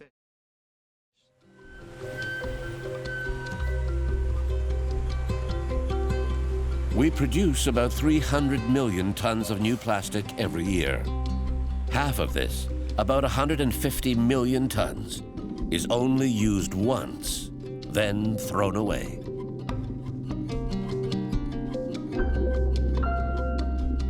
Worldwide, less than 10% of the plastic we produce is recycled. The development of plastics began in the 20th century. It is estimated that hundreds of millions of tons of plastic have found their way into the oceans in recent decades. Much of this garbage is still floating today.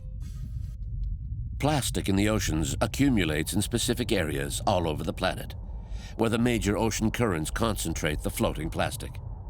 These immense vortexes, called ocean gyres, draw in and accumulate garbage over wide areas.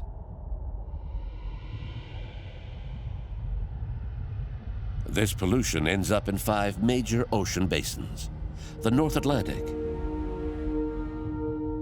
the South Atlantic and Pacific, the Indian Ocean, and the most well-known ocean gyre, the North Pacific.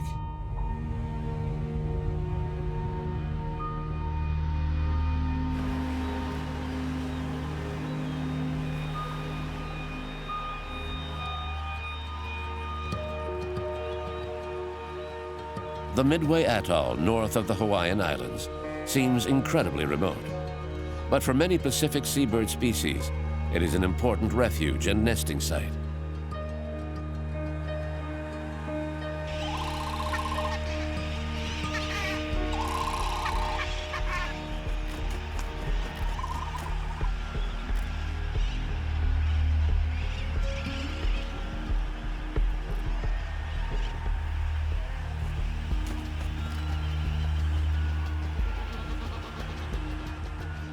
The island's most abundant bird is the Laysan albatross, classified a vulnerable species. They come here to lay their eggs and raise their chicks, far from any predators. But the real threat to the Laysan albatross is much more insidious than any predator. John? Yes? You look at Midway, and it's so remote. It's in the middle of this beautiful Pacific Ocean, and your first thought is it should be pristine, untouched, white sand beaches with nothing on it. A lot of disturbance. But instead, we see lots of plastic. Here, and then just beach disturbance. So it's been a slow.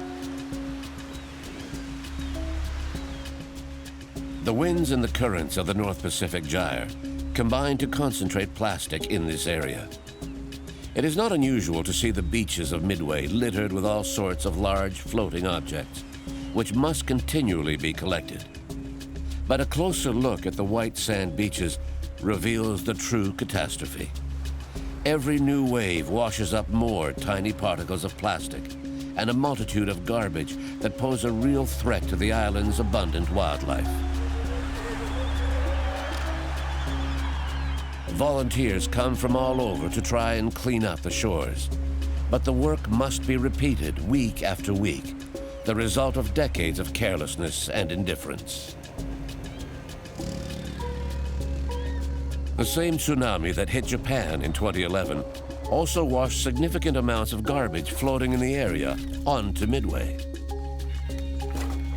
The huge wave flooded parts of the island, carrying many large objects far inland. But biologists are more concerned with smaller bits of garbage, transported here not by water, but by air.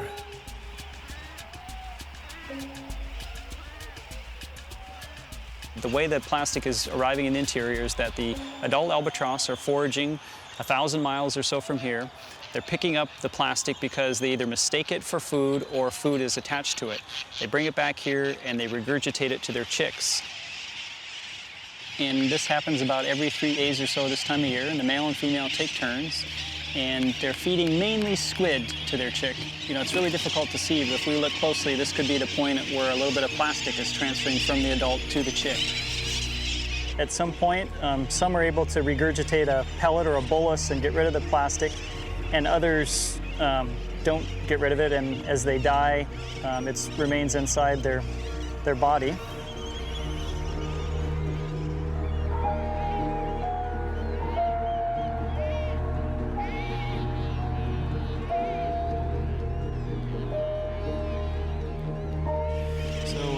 This bird is a couple months old, so should we open it up and see if there's plastic inside? Okay, we'll look inside this one and see what we have. And right away we see plastic, yeah. So here's a couple of larger fragments right there, and yeah, so this bit of plastic is definitely part of a larger piece, and some of the plastic might have sharp edges, and they could actually puncture the stomach lining, so that might be a possible cause of mortality for this chick. So it could be the load of plastic plus sharp edges and then contaminants as well that are part of it. That's probably from a grocery bag or something, you know. What do you think? Yeah, there's a good chance. Yeah. Oh, wow, that's an interesting piece. We see those occasionally, and we think they're some sort of fishing float, perhaps from Asia, so that's a big item. Yeah. Definitely takes up a lot of space. The plastic load in healthy albatross compared to albatross that were found dead, and there was a significant difference, almost twice as much plastic in the birds that died compared to the healthy ones. And so we can't definitively say that plastic kills albatross chicks, but I think what we can say right now is that it is additive to their mortality. Most of the chicks die from dehydration, and so if you think about plastic taking up physical space in the bird's stomach, they have less food, less moisture, and they might be more apt to dehydrate.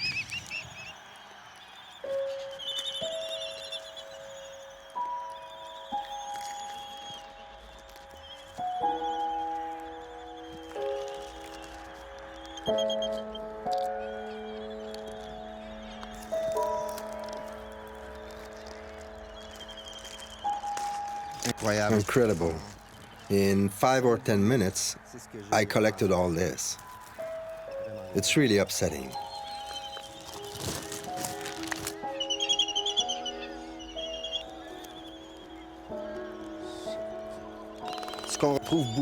We find a lot of bottle caps and lighters. A lot of lighters. And many floaters like this. They look a lot like what the birds would find. This is a squid without the head. Clearly, they look very much alike. Here's a lighter, and here's a squid. It's not surprising that the albatrosses mix them up.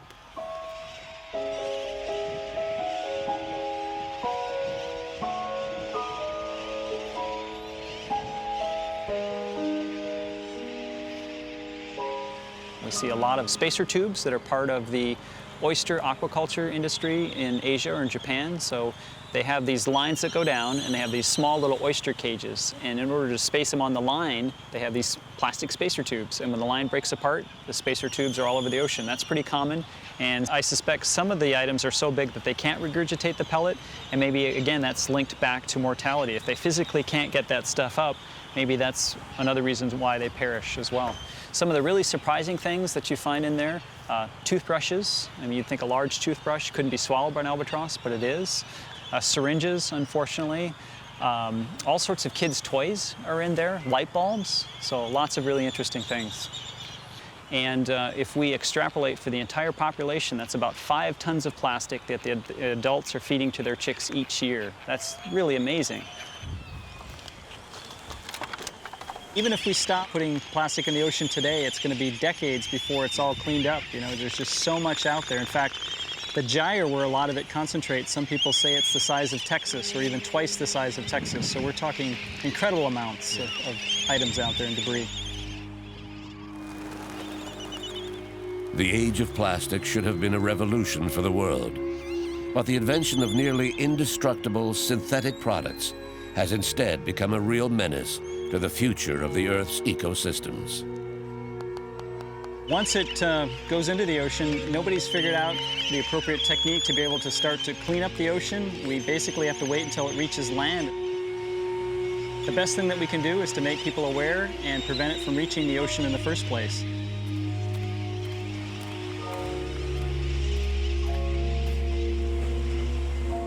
The solution has to start with us, with our use of plastic, but above all, by how we get rid of our garbage. It's not that complicated. We don't have to reinvent the wheel. We just have to recycle our plastic.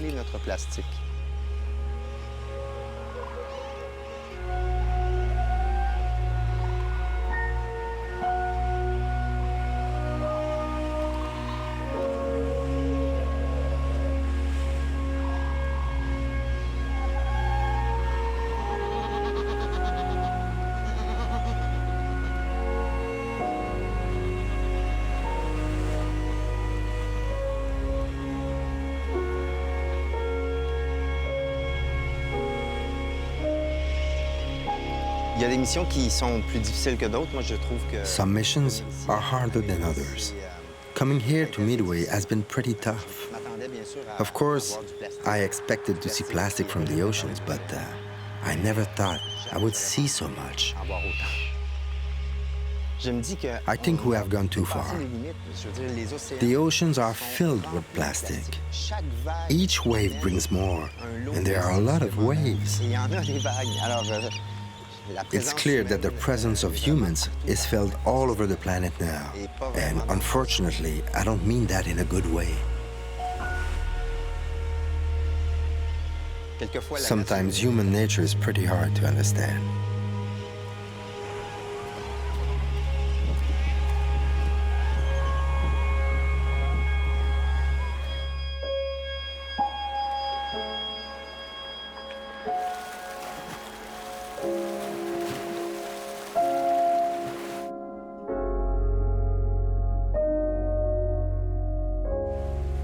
Protecting the ocean's great migrators is still a challenge for scientists. We must take inspiration from our successes to build momentum and create the vital wave of change that will determine the future of our world.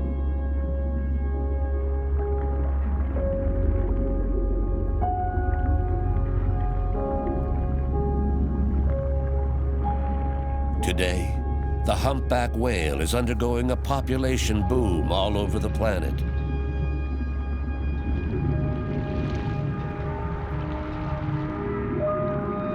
In calving areas, like the Dominican Republic, calves are being born in greater numbers, helping to secure the future of this species.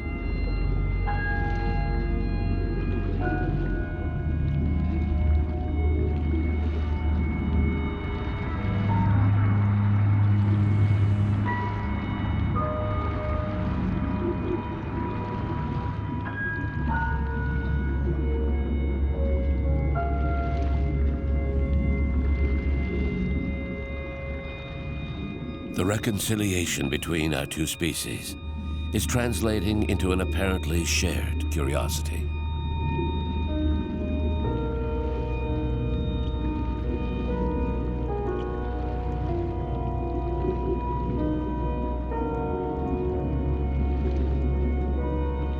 No one who has come face to face with a whale has not come away profoundly moved.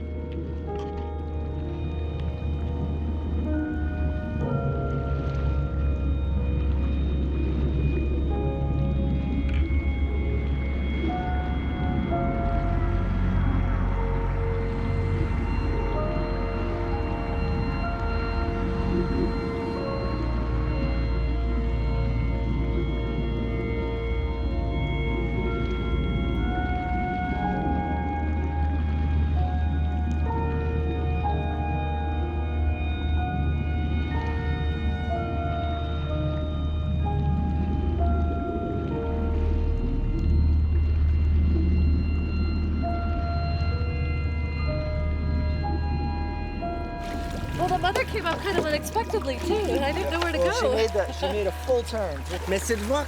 It's incredible to see how calm and serene they are.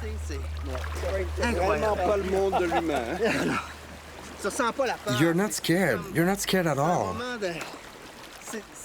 These are what I call little moments of eternity. They stick in your head, and they're gonna be there forever. It's an amazing feeling. It was fantastic. I've never had an experience like that before. Amazing. Amazing. Incredible. After an experience like that, you can die happy. Incredible.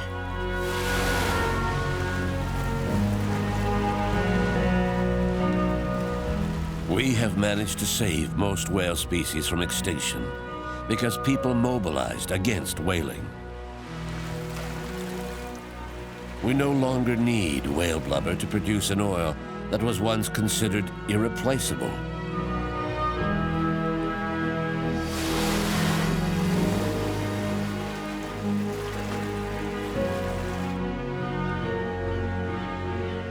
Citizen mobilization may be the salvation of the oceans if we are going to rescue them from the devastating effects of our own consumption habits.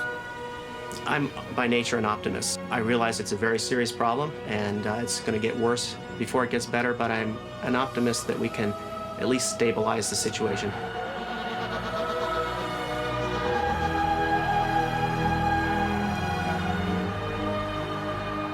Hopefully, over time, we can make some positive change and reduce the amount of plastic that's going in the ocean and reduce the amount that albatross are getting. Because ultimately, it's going to affect you and I and all levels of the food chain. We see the same phenomena. The small fish have plastic in them, the small zooplankton, all these different things. So we need to make a difference.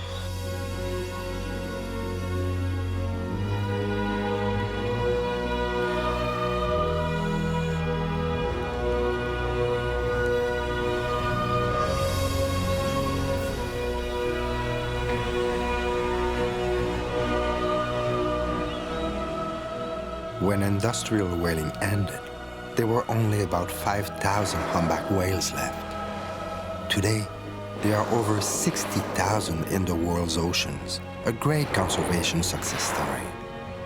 When people mobilize, they can accomplish great things.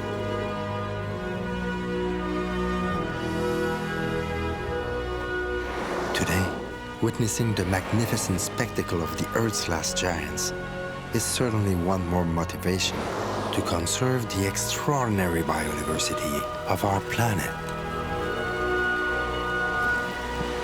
Our oceans are facing considerable conservation challenges, but with better science we are beginning to understand them so we can better protect them.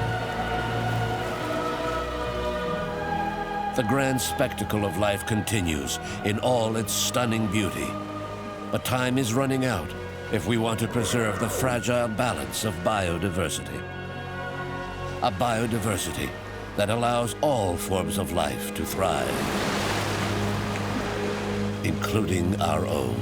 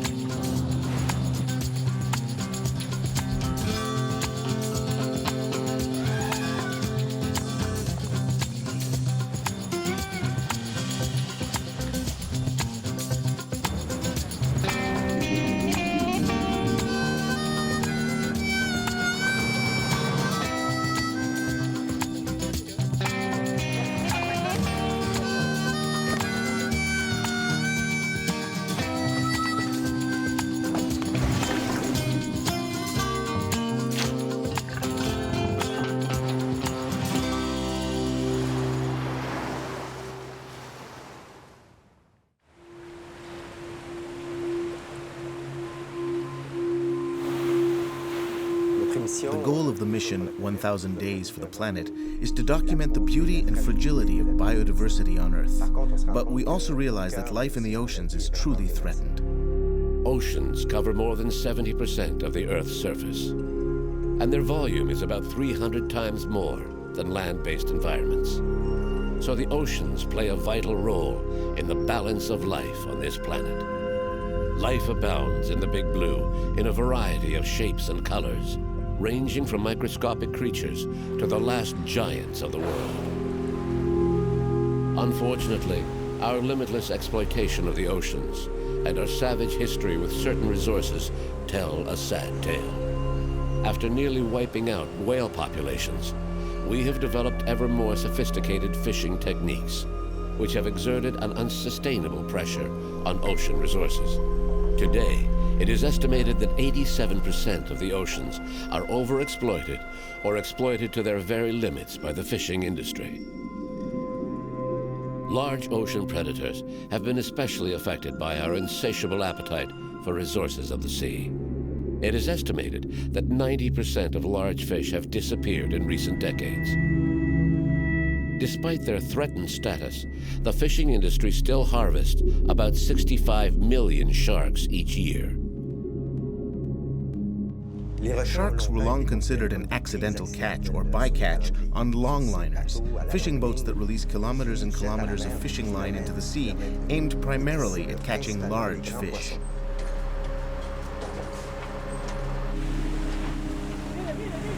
But sharks are no longer a bycatch. Today, they are targeted directly. In the past, there was no market for shark meat, but the recent development of the lucrative Asian market for shark fins has completely changed all that. The consequences for ocean ecosystems are disastrous. There are recent scientific publications that say that, in general, all marine predators have declined 90% in the last 50 years. So, you know, it's not looking good. We've invited scientists aboard the Sedna, people who are passionate about what they do and who have dedicated their lives to saving the ocean's large predators. Biologists Pedro Afonso and Georges Fontes have joined the Sedna 4 for this expedition. These scientists from the University of the Azores are also skilled fishermen who are able to catch a shark with a line and hooks specially designed not to hurt the animal. They will team up with Randall Arauz, a scientist and activist who has become well known internationally for his campaigns against shark fishermen, especially those who practice shark finning. Our first stop was the Azores, in the middle of the Atlantic. It's a place I love. It's filled with history. It's a sailor's paradise. On the beaches, the docks, even in the bars, you can feel the history and smell the sea. Sailors love to stop at the small port of Horta on Fayal Island. Located on either side of the mid-Atlantic ridge, the Azores archipelago is the result of 20 million years of volcanic activity. The spectacular scenery of the islands, which have emerged only 5 million years ago, continues to evolve and change as a result of volcanoes and the movement of 3 major tectonic plates that meet here. In the oceans, seamounts rise up to the surface, which brings up nutrient-rich waters that feed an impressive diversity of marine life. In seamounts, you typically have upwelling events, that is, deep water that carries nutrients along the slopes of the seamount to surface or at least to depths where the animals can profit from it. Seamounts not only have more biomass or more animals, they have more species, including the top predators that might be travelers of the ocean, but that might stop on particular seamounts because they have the increased productivity which they can profit from.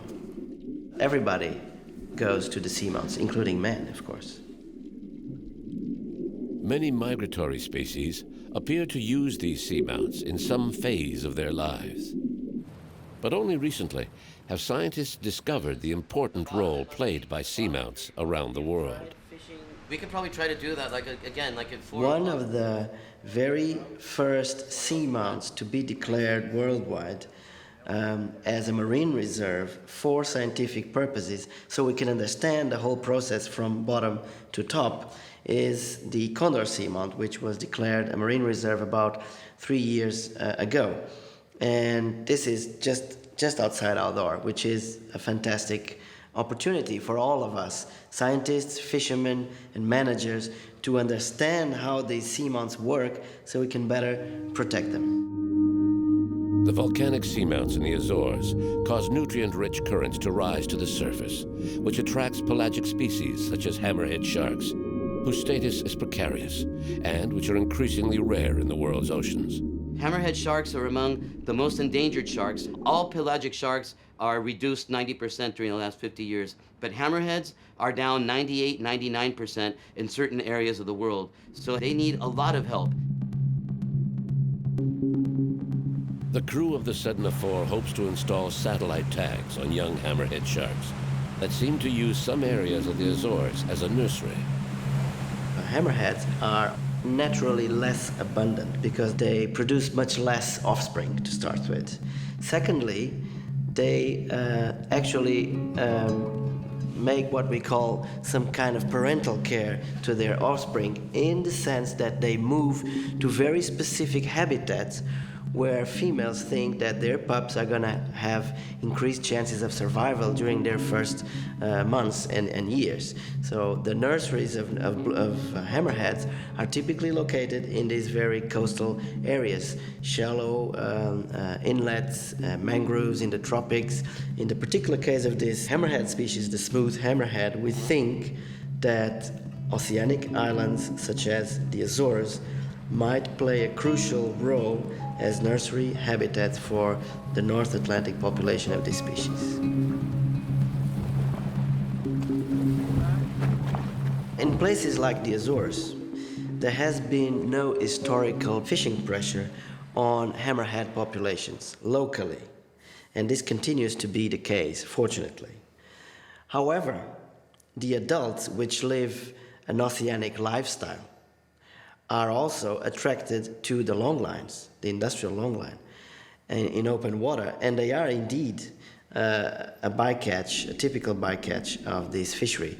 And that is exactly the reason why now ICAT has mandated the member states to forbid any landing of hammerhead species on the longline fleets.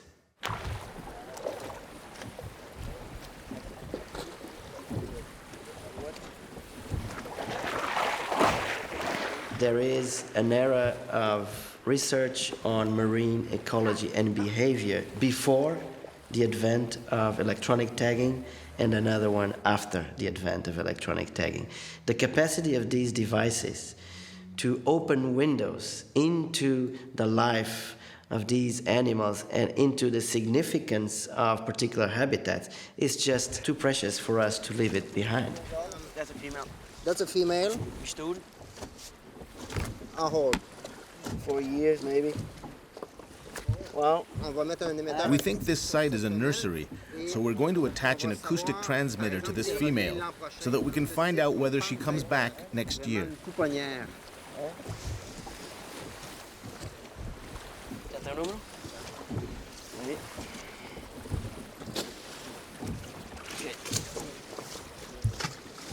So these guys, they heal really fast. These kind of wounds. Yeah. Not having this. We've attached the acoustic transmitter. We're going to move forward to oxygenate the shark, and then we'll attach the satellite transmitter.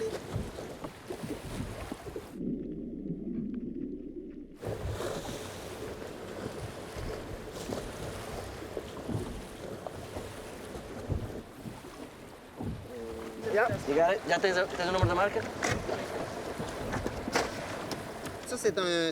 This satellite tag, called a pop-up, is quite distinctive. After 300 days, the tag will be released and rise to the surface, where it will send all its data to the satellite. This will provide detailed and accurate information about the shark's dives and how deep it went. And if it traveled any long distances during these 300 days, we'll learn that too.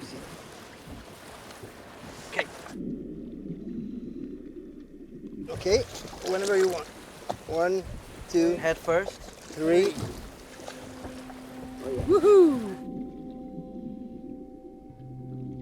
Without knowing it, this female will be providing scientists with vital data. They'll use it to learn more about her movements and eventually to help put protective measures in place for this extremely threatened species.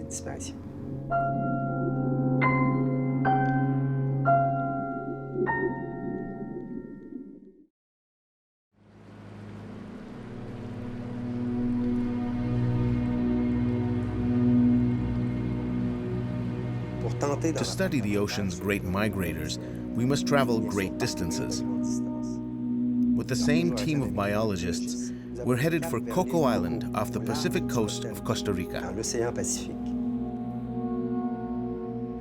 Coco Island is a paradise for both biologists and divers who come here from around the world.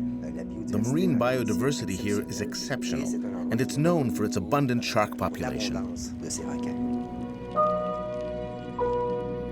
The sharks of Cocos Island migrate between Cocos, Galapagos, and Malpelo, Colombia. So it's really a shared population. This is very important because, of course, we can protect the sharks in Cocos Island as much as we want, but then they're going to go to other islands, and they must be protected there as well. And also, let's say all 3 countries get together and say, okay, we have to protect them more when they're on these 3 islands, but what about when they're migrating in between? So we need the information now on when are the times where the sharks are migrating so that we can design, of course, the corridors.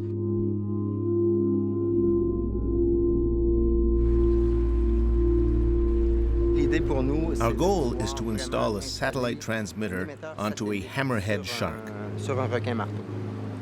If we're successful, we'll gain a much better understanding of where these sharks go, and we'll be able to suggest protection measures. It's very urgent that we gather accurate data on the shark's migration routes so that we can adopt effective conservation measures. Catching a hammerhead shark will not be easy. They are very cunning animals, and there are fewer and fewer around Coco Island. And because there are many different kinds of sharks, our bait may attract other species. But it's very important that we get a satellite transmitter onto a shark to better understand how they move around in this area of the Pacific. There are many illegal fishermen around here, and we must put conservation measures into place quickly. Fortunately, the government of Costa Rica recently increased the protection around Cocos. They're taking stronger actions against the illegal fishermen. I really hope we can curtail all these illegal fisheries and that we can somehow control the uncontrolled fisheries that are happening now in the eastern tropical Pacific, because hammerheads definitely have dropped during this last year. The decline of shark species is caused by overfishing, prompted largely by the demand for shark fins, which can fetch up to several $100s per kilo. There is a 12-mile protected zone around Coco Island in which no fishing is allowed. Obviously, the extraordinary biodiversity here attracts many poachers. We see them sitting just outside the 12-mile limit on our radar. The island has a monitoring system, wardens and boats, but they can't do anything when the poachers are outside the park. Yet we know very well that these poachers frequently enter the park because they have no notion of conservation. All they want to do is catch fish and sell it. When they come into the park, they often play a game of hide and seek with the park wardens. At night, it's the law of the jungle, and the poachers are much better at the game than the wardens. So at night, out at sea, there's a war going on.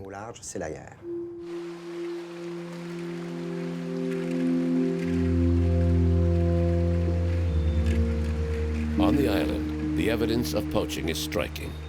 You see it everywhere. For example, this bridge across a small river was made from fishing buoys seized by park wardens. The director of Cocos Island National Park agreed to talk to us about this serious situation. This is where we store all the fishing gear. We can see here a number of different kinds of buoys. Do you see how many of them are painted? They do this to make them almost invisible and difficult for us to spot.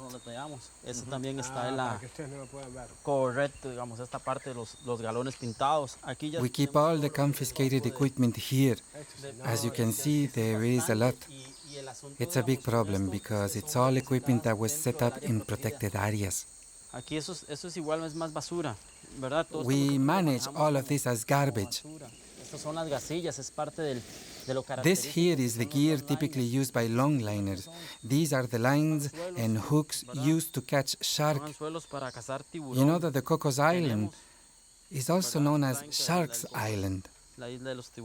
Even our emblem is a hammerhead shark, and they are now an endangered species. Son especies que están viéndose amenazadas. There are pressure zones that are between 8 and 10 miles from the coast. The fishermen know when we're coming and sail off. So by the time we reach the point where we first spotted them on radar, they're gone. And that's where we find all this fishing gear. Sometimes they've even had enough time to cut or retrieve their lines by then. Es decir, ellos en el lapso que tratamos nosotros de llegar hasta ellos, ellos recogieron lo más rápido.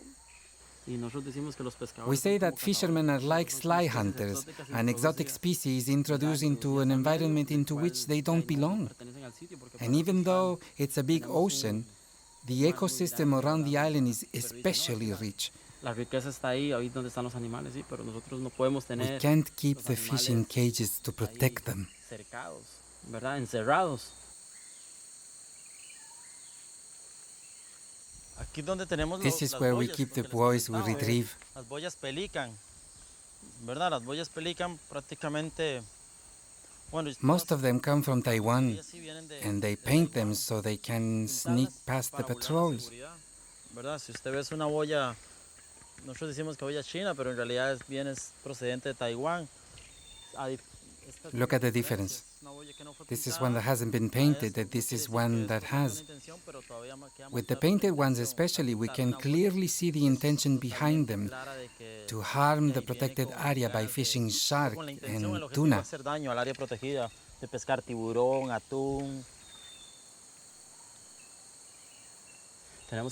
We need to reevaluate our strategies to counteract this problem. We're not here just to patrol and protect. We need to take it further and work on reforming our fisheries and navigation laws. Necesitamos una ley de navegación y es un lugar con mucha vida marina. This is a magnificent place with a wealth of marine life worth protecting. That is the least we can do with what we have. We must quickly develop new protection measures here in the island and at a national level to protect the resources.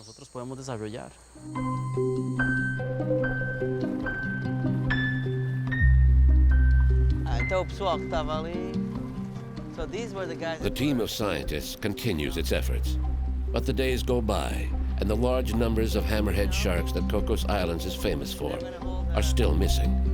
The team decides to change the protocol. At this point, any species will do. The scientists must absolutely catch a shark for their research. Unfortunately, I'm not seeing the same number of hammerhead sharks. I used to see hundreds at the different stations in Manuelita, at Dirty Rock, in Alcion. And about 3 trips ago, last year in September, we came, and there were hardly any sharks, but the water was very warm. And everybody said, well, it's El Nino, the water's warm. The sharks will come back as soon as it gets cold, and okay. But yeah, the water's a lot colder now, and they're not coming back. There was a place like this in Mexico, the Gulf of Cortez, and they had hammerheads just like here, and they wiped them out in the 90s. You know, they can be wiped out. The scientists have tried everything. They spread blood in the water to attract sharks, use baited buoys, anything to catch a shark.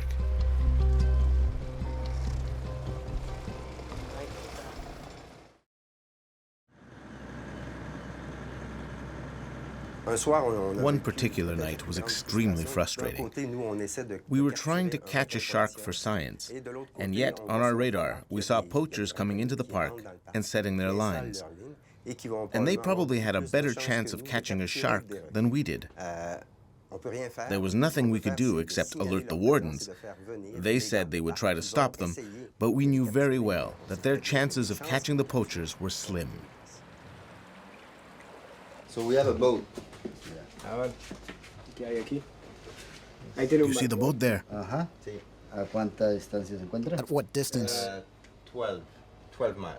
It's about 12 miles away. It's about 12 miles away. It's leaving the Coco Island National Park limits. Are you heading right out to look for them? Yes, we're going straight there. Earlier, this boat came within 3 miles of ours. Clearly, it was completely inside the park boundary, so the fishing equipment could be just about anywhere. What they do is cast their lines, then leave the park limits. What they do is cast their lines and then leave the park limits. They'll remain outside at the 12-mile limit, where they cannot be caught. An important point to explain in all of this is that if we reach them, we will most likely find fishing gear. But unless it's connected to the boat, we cannot prove that it belongs to them. The fishermen see us patrolling because they have radars like ours. And as soon as we start off towards them, they move further away. And so we can retrieve and confiscate the equipment. But unless the boat is right there, there is no way to prove anything. So,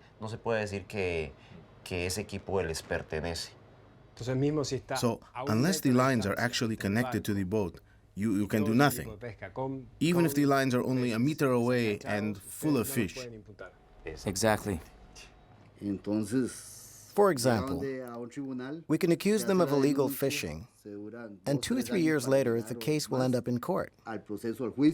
But when the judge asked the park ranger if he saw that the lines were connected to the boat, if the answer is no, and the captain denies that the lines were his, then the case is dropped.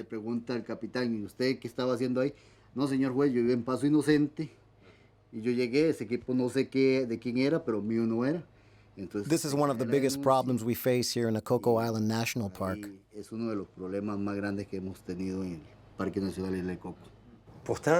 We know what the problem is. We just need to change the law so that every fishing buoy is identified with a boat number.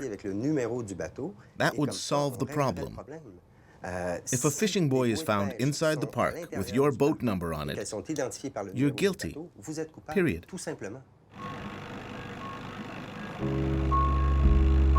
Along the coast, measures to protect birthing areas are not much better.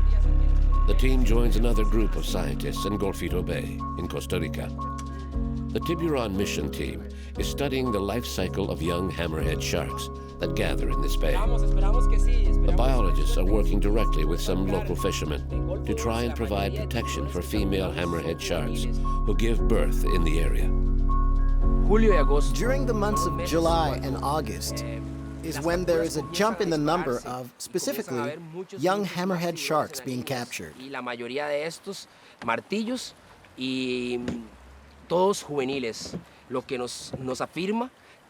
just confirms that it's the season in which female hammerheads migrate to the coast. They probably come in May or June and leave their pups to grow in this protected area because it is a safe nursery, rich in nutrients. Here they can live for their first 2 to 4 years until they're adults, until they can make the great migrations to other islands, such as the Malpelo and Galapagos, where adult hammerheads are often seen. This is our reality here in Gulf of Dulce and other areas along the coast of Costa Rica, where the hammerhead shark is often unintentionally caught by fishermen as bycatch. One of these fishermen has agreed to talk on camera. On average, how many hammerhead sharks do you catch every day? Depending on the area, in one day we can catch up to 100. Sometimes more. In other areas, none. But whenever they're caught like this, most of them are already dead. Up to 70% are already dead. These aren't illegal fishermen. They're simple family fishermen trying to make a living. But for 2 months, they fish right in the shark nurseries. The problem with this species is that it spends most of its time swimming to oxygenate itself. When these sharks get caught in the fishing lines, their movement is limited so they can't breathe and they quickly die. That's why during those months fishing in this area must be prohibited. 63, 48, macho. Male. Es un recién nacido. It's a newborn. It still has the opening from the umbilical cord. 63. It's 63 centimeters in length. Hammerheads are born between 50 and 60 centimeters. That male is 2 weeks to a month old, no more than 2 months. He's ready. For relax. Un macho. An interesting fact is that in the Gulf of Dulce, there are more male than female hammerheads. It may be a strategy to ensure genetic diversity within the species. La diversidad genética de la especie. Come on, go!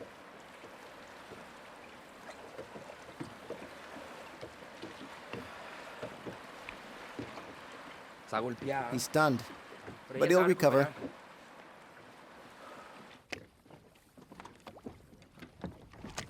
The capture of this young tiger shark is not good news. Other endangered species also appear to use the Golfito area to give birth among the mangroves along the coast. We're trying to protect the adults in their migrations, but we're leaving behind the young in the coastal waters. It's sad because we work hard to try and protect the hammerhead. And when we see these things, we become discouraged. It kills the flame. But at the same time, it's the reason we keep working. We need to know more about them to protect them. We need to work closer with the fishing communities to make their protection a reality.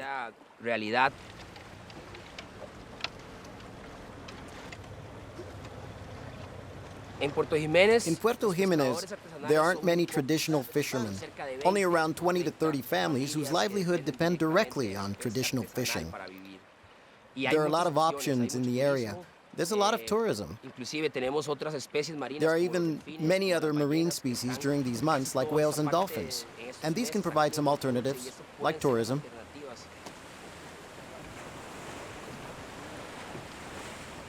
We have to work with the fishermen so they understand that the hammerhead is endangered and that these sharks are worth more alive than dead. You're free!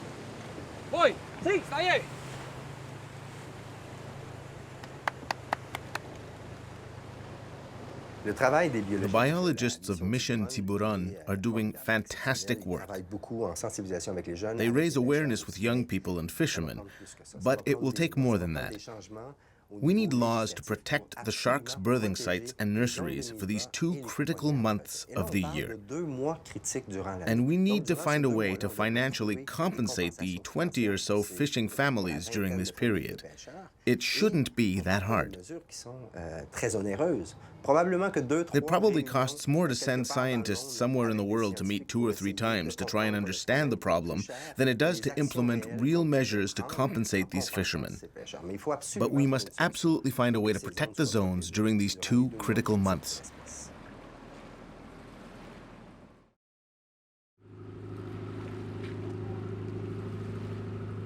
The conservation problems in our oceans are caused mainly by overfishing.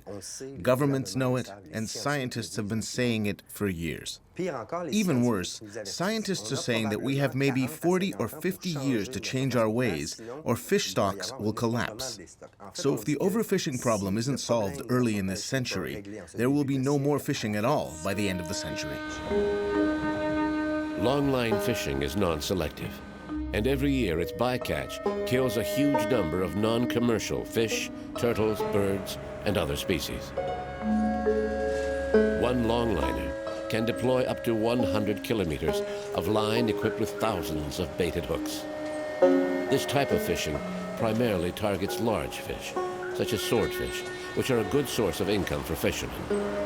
But overfishing has reduced stocks to the point where revenues are not sufficient to cover the cost of the industry. The significant decline in swordfish populations has forced the industry to develop new markets. Long considered bycatch, sharks were once thrown back due to their low value. But the growth of the lucrative shark fin market has changed the strategy of the industry. There's very little known about sharks, and shark science only started until the 90s. And I think all shark scientists now share the concern that we're running out of sharks, and we really need to work together to generate the information we need and to get the political change we need. And one day, Randall managed to get a friend hired on as a cook on a fishing boat. The images he took documented for the first time what happens at sea, far from prying eyes. The footage shows turtles and all sorts of bycatch, but the most disturbing images are of what happens to the sharks. These were the first images of what's called shark finning. In its most barbaric form, the shark is brought on board, its fins and tail cut off, and then it's thrown back to the sea, often still alive.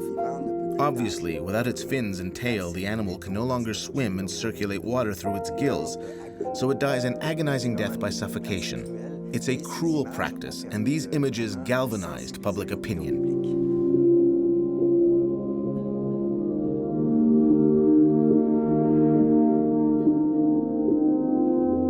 first of all, it's a cruel, painful death for these magnificent animals. From a more technical point of view, it's unsustainable. They're wiping out marine biodiversity so that a culture on the other side of the world can have their shark fin soup.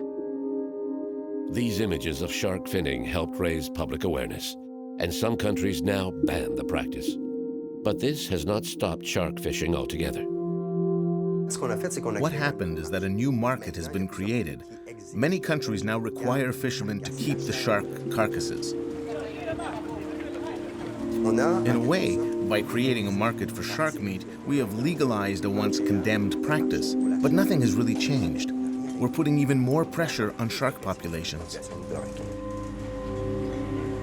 The way fisheries are controlled out here in the open sea, it's no man's land. It's everyone take all. Everything is for free. And that isn't changing yet. And I think that is something that many countries have to work on. The United States, the Economic Union, Australia, which is a big fishing nation. And, you know, we need to get together and change the way fishery policy is established. We have a very interesting relationship with the government of Costa Rica. However, we have a very bad relationship with the Costa Rican Fisheries Institute. The Fishery Institute is an autonomous institute, which means it's not part of the central government. And since it's autonomous, they are not ruled by the president. They are ruled by a board of directors. And guess who's on the board of directors? Shark finners, shrimp trawlers, tuna purse seiners. So they're all there not to establish public policy. They're there to protect their own private interests. What we need is fisheries directed with science in mind. How many boats can fish this resource? When should we stop fishing? Where should we not fish? Then even if it hurts somebody's pocket, we must stop fishing. The fishing fleets have grown in the past decades dependent on subsidies from governments. That is, the real cost involved in sending a fishing vessel out there with all the costs in fuel, in gear, in paying the crewmen, etc., is just not overturned by the real profit that the catch is going to make in the market. And the only reason why that fleet or that particular vessel is doing its everyday fishing is because it gets subsidies from all of us taxpayers to lower the cost of those items. If we would be to take all the subsidies to the fishing fleets all over the world, and in particular in developed countries, most of those fleets would stop the day after. By creating a new market for shark meat, the fishing industry is committed to using much of the resource, but at 63 euro cents per kilo, less than $1. Some wonder whether this new market for shark meat is not simply a cover for continuing the lucrative trade in shark fins. The effort to catch a shark off Cocos Islands continues. Time is passing, and the scientists are redoubling their efforts. Pedro and George have been working day and night. There's no question of giving up. They can't leave empty-handed. The stakes are too high. If we want to effectively protect and conserve these highly migratory species, we need to figure out where the critical habitats are located, whether they are for mating purposes, for spawning purposes, or for juvenile growth purposes. This is the main issue. Finally, after many attempts, they catch one. It's not a hammerhead, but the team can still track its movements and learn the migration routes of this Galapagos shark.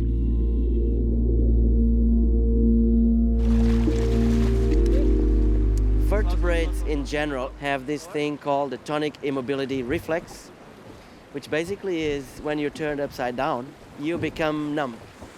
And they get really amenable to work with. And we think that they also get a decreased pain function. We do that to promote natural anesthesia.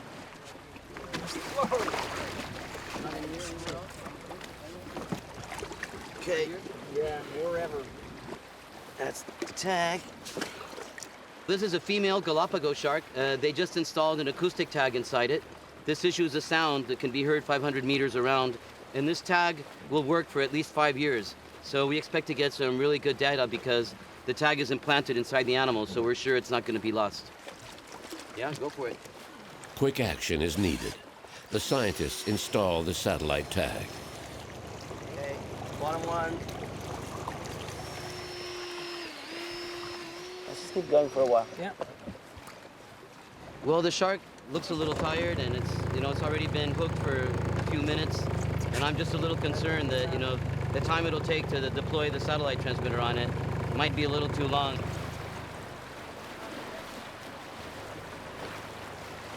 It is very invasive, but then at the same time, the information you get out of a single animal is so valuable compared to using other type of tags. But on the other hand, it's very invasive, and yeah, you have to act fast.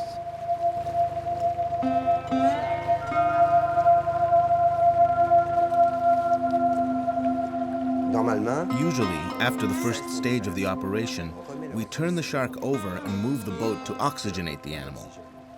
This revives it from its comatose state. But this shark wasn't reacting. We began to get anxious. Okay, so see, these are okay, looking, yeah, so that direction is they're good. holding now.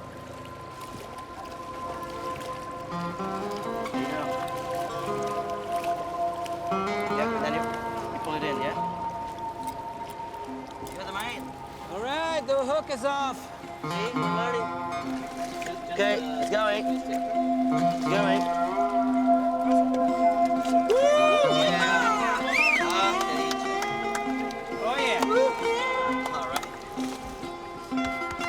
In the end, it was just a scare. The female Galapagos shark regained her senses and swam off with the transmitter. So she will provide a lot of essential data for scientists. In the days that follow, divers managed to install acoustic transmitters on other shark species, including one of the few hammerhead sharks spotted around Cocos Island. This glimpse into the world of sharks and fishing really makes you think. Scientists have identified most of the problems, and solutions do exist. But if we want to save these threatened species, what's missing is a willingness to implement those solutions. This will probably mean making sacrifices and changing our consumption habits so we can change the model and build a different relationship with the oceans. If we want to preserve what remains of our oceans, we'll have to pay the price for our past abuses.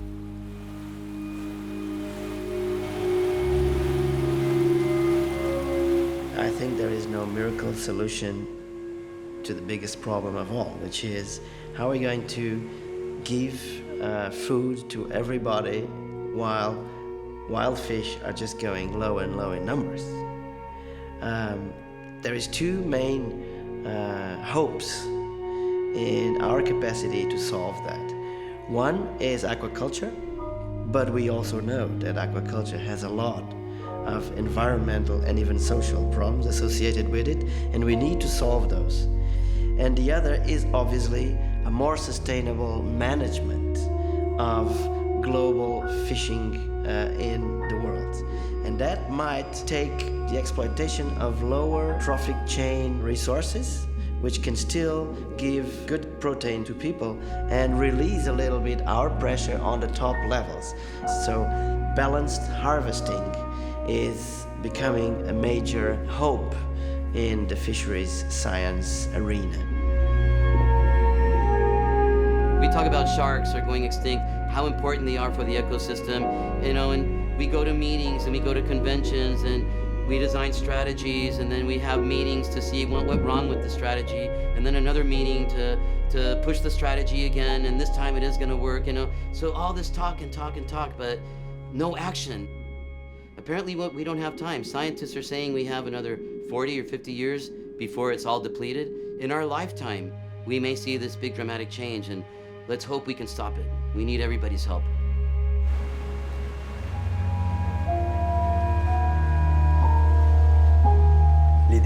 There are serious conservation challenges, but I'm optimistic. When humanity mobilizes, we can accomplish great things. We mustn't forget that everything on Earth is interconnected. We depend on other species for our own survival. If we can change the way we coexist with other species, I'm convinced we can get there. We can do it, I'm sure.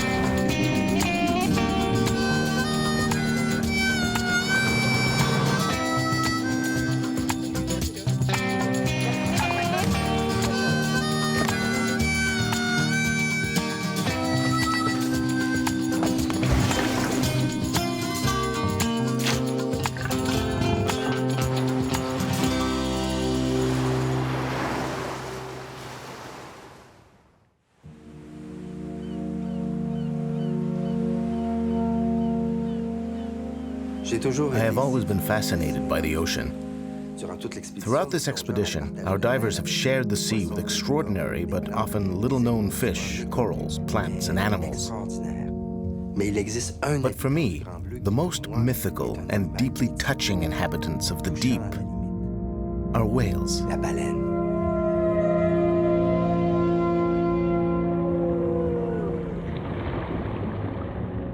The team has headed to the Silver Bank off the coast of the Dominican Republic in the Caribbean Sea.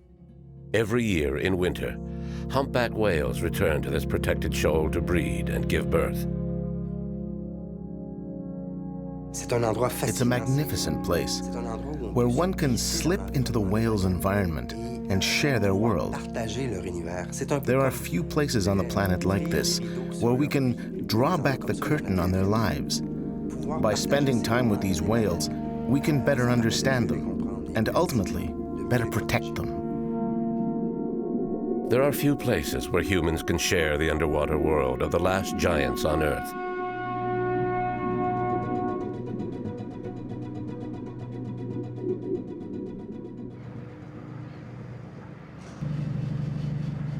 But access to the Silver Bank Sanctuary is strictly controlled. Only 3 boats have permits to observe humpback whales during the breeding and calving season. The crew has left the Sedna 4 to join the Sun Dancer, a ship that has plied these waters for many years. It takes about 12 hours to reach the sanctuary.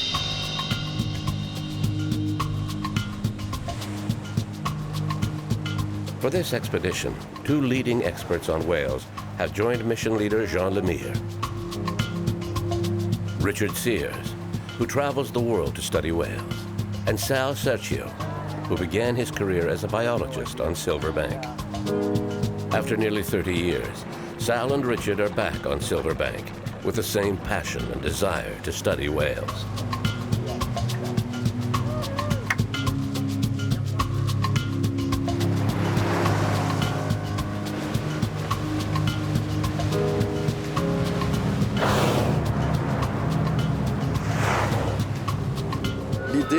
The idea of coming here back then was to gather all the scientists from the Northeast who were working on humpback whales, from the St. Lawrence to Newfoundland and Labrador to New England, together on Silver Bank. When I found out about it, I was naturally thrilled to take part and come observe where these whales go in the winter. It was the first time that we really focused on photo identification of humpback flukes to find out where all the whales on Silver Bank were coming from. I was here 28 years ago, and when the opportunity to come back to Silver Bank arose, there was no way I could resist. On that trip, it just so happened that there were several major scientists that were currently doing work with humpback whales. So I got quite lucky to be involved in a project of that level. And I was on the breeding grounds of humpback whales in the North Atlantic, one of the most densest aggregations on the planet. Scientists like to go where the whales are abundant. Doing research far at sea is extremely difficult, so where there are a lot of whales, you'll often find an abundance of scientists too. Jean and Richard are old research colleagues.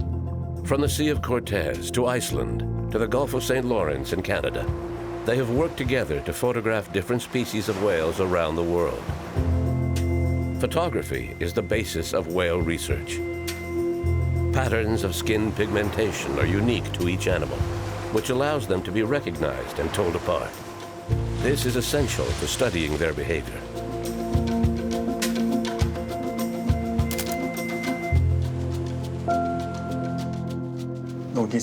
This is an example of a humpback photo ID. It's like a fingerprint. They are kind enough to lift their fluke when they dive, and the pattern on the underside of the tail is unique for each animal. It can vary from completely black to completely white. Totalement noir à totalement blanc.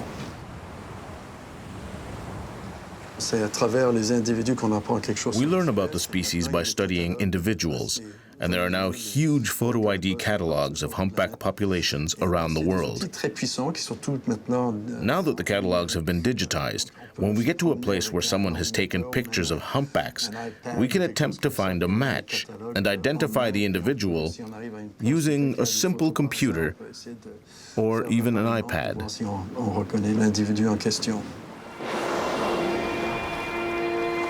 Photo identification has helped pinpoint the main gathering sites of humpbacks around the world.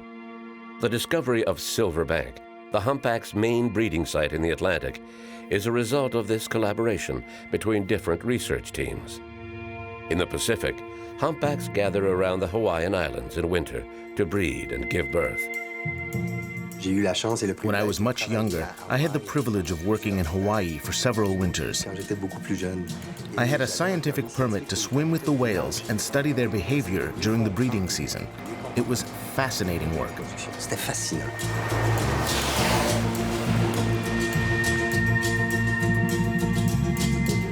This underwater world is so foreign to us. We know so little about it, but we think that the whale's reproductive strategy revolves around the females. Males are often aggressive toward each other, and we sometimes witness intense combats to win the favors of a female. The male closest to the female is called the escort. He is constantly confronted by other males called challengers. They want to get close to the female to mate with her. This can lead to violent combats. But this is all hypothesis. No one has ever witnessed humpback whales mating. The same goes for calving. We do not yet have convincing visual proof. I remember one day I filmed the erect penis of a male approaching a female. The footage has become popular because it's not something you see every day. But spectacular as it was, it didn't prove a thing. It's all hypothesis. There are clues, but in science, you need irrefutable proof. There were situations where we were surrounded by 10 or 15 males fighting amongst each other, and it was tense at times. But they are among the most memorable moments of my career.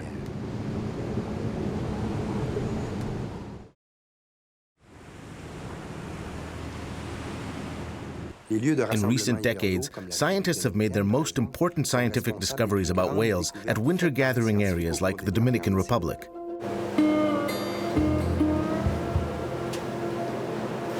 The seasonal gatherings of humpbacks on breeding grounds give scientists a chance to accumulate a large amount of data on the various subpopulations.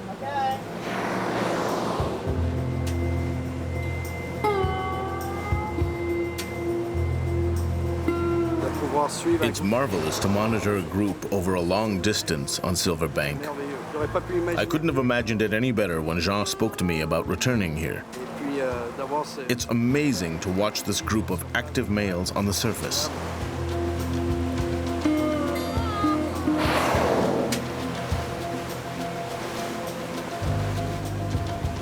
That's a baby breed.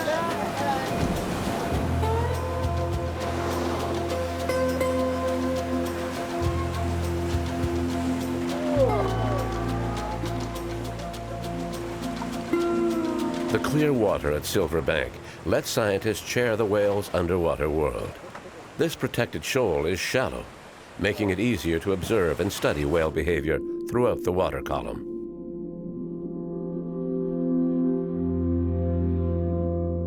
Mothers and calves are much calmer than males, who often engage in combat. They don't move around much, allowing biologists to observe the interactions between mother and calf.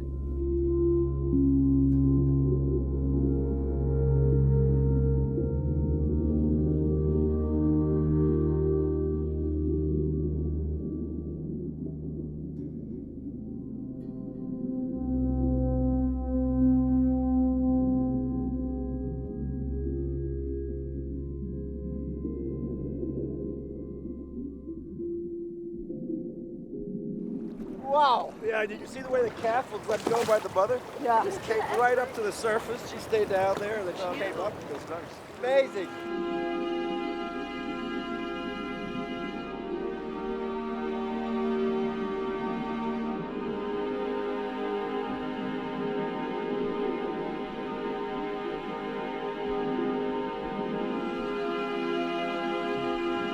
Calves are often reckless. In a spirit of mutual curiosity, the mother allows the scientists and her offspring to interact.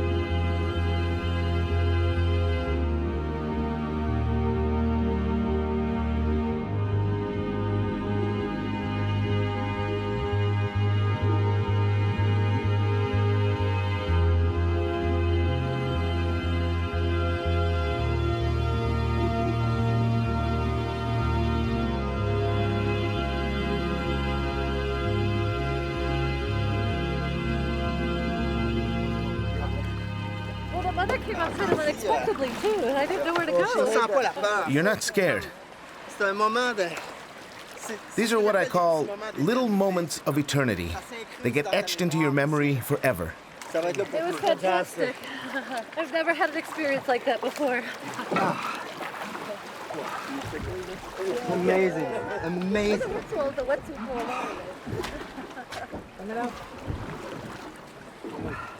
How are we doing? I wish I had the car right. And she just came up and breezed through there without touching any of us. I would have touched her pectorals and I would have had it. Yeah. Right there. You would have touched what? La mère laisse venir. The mother allowed her curious calf to approach us. It was no more than 3 months old. Donc les curieux, donc ils nagent vers nous. The mother was calm and watchful. If the calf came too close, she would just come over and turn. And we were sort of trapped between the calf and the mother. Daniela wound up right over the mother's back, but she didn't move. And it was the mother who moved off. Not far, maybe 100 feet, and then returned to the bottom. The calf moved under the mother. Really, it was the perfect situation. In our experience working in Mexico, the whales aren't as curious and they're not as tolerant. So we can approach them in the boat, but they don't come over and check us out and go under the boat and look at us and approach us more in the water. That was completely new. Yeah. No, it was fantastic. I mean, and also it was so long. I mean, sometimes you get in with whales and you get a nice gift for 5 minutes, 10 minutes, but this went on for hours, and we'd get out, and this time we were able to stay in a good long amount of time. It's been a really nice moments. Incredible. With encounters like that, you can die happy tomorrow. Incredible.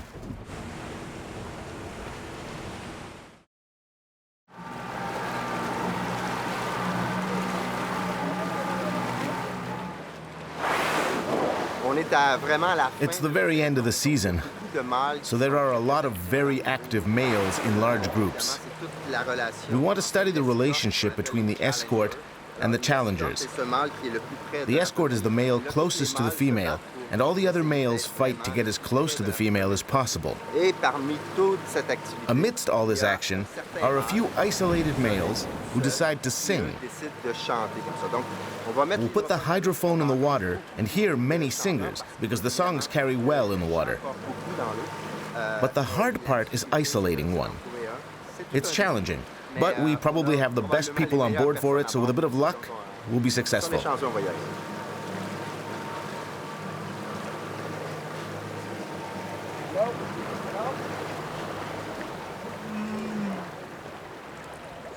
now we're searching for a singer. It's kind of like looking for a needle in a haystack. And what we want to do is keep moving, listening each time we move to look for a single individual singer to get louder and louder. And once it gets louder from one stop to another, we know we're moving in the right direction, and then we can start to look for him on the surface. Finding a lone male singer among groups of humpback whales is a real challenge. Scientists must identify certain parts of the song, long, prolonged growls, that mean the male is about to surface. They then scan the horizon for the whale's spout on the surface and try to approach the male slowly to avoid any kind of disturbance. When you find your singer, you're ecstatic. When you slip into the water with him, the song is so powerful that your internal organs vibrate. It's hard to describe. It's simply extraordinary.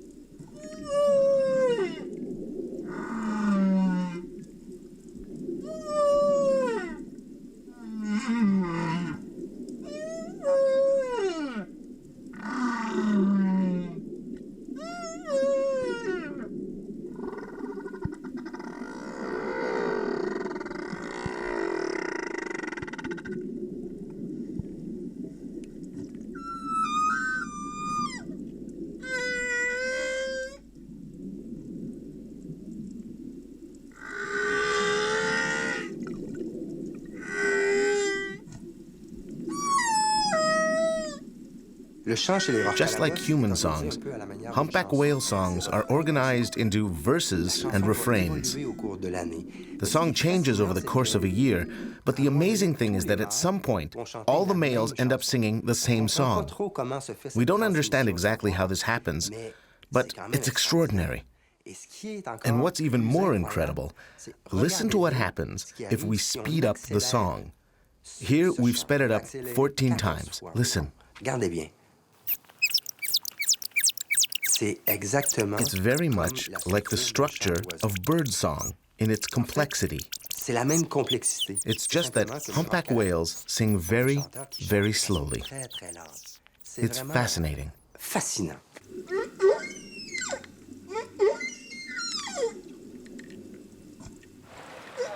Song in the humpback whale is a major part of a breeding system and the role it plays in the breeding system. So it attracts a lot of attention because of the emotional attachment that people have with song.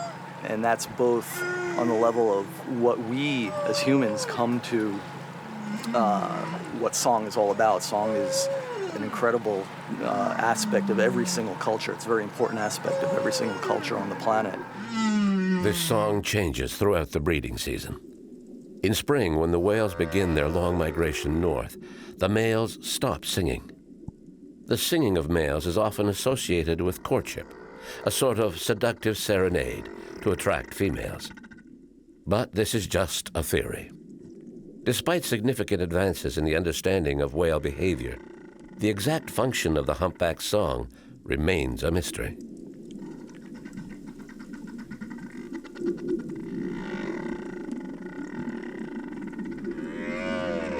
At any given time, all males in a group sing essentially the same or very similar songs. They change the song over time. It's a gradual and progressive change. And all whales within a group change their song in the same ways. So they're learning from each other. And the last remarkable aspect of it is that within an ocean basin, animals that have contact at some point in time are sharing those songs and sharing those changes and changing in the same way.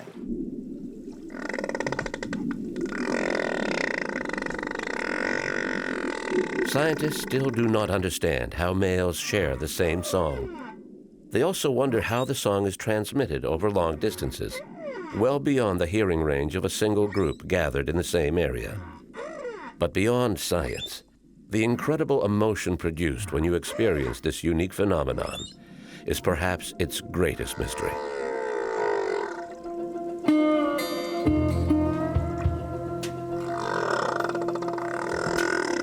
With the arrival of spring begins the long migration north. After fasting during the breeding season, it is time for the whales to head to the rich waters of the northern latitudes. Photo identification and satellite tags have identified different feeding sites in the Atlantic, ranging from the coast of New England up to Iceland and even Norway. In the Pacific, humpback whales migrate too. They leave the breeding area of Hawaii and head to Alaska to feed. Some whales in this area of the Pacific have developed a truly special feeding technique. Rather than feed alone, some humpbacks form groups to capture their prey, the herring that school in the rich waters of Alaska in summer. These whales have developed a shrill feeding call, which they use to synchronize their assault on schools of fish. They also use bubbles expelled from their blowholes to create a sort of net. The feeding call frightens the herring, while the bubble net herds them together. The work of biologist Fred Sharp has helped to understand this truly unique fishing technique, one used only by a small number of humpback whales.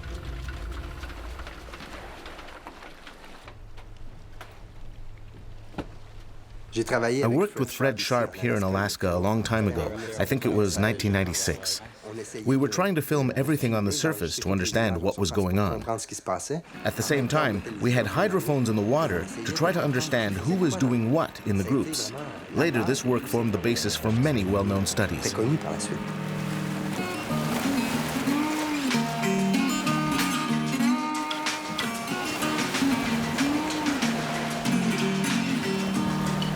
I arrived in Alaska in 1987, and I came up as a naturalist and saw my first bubble net and never looked back.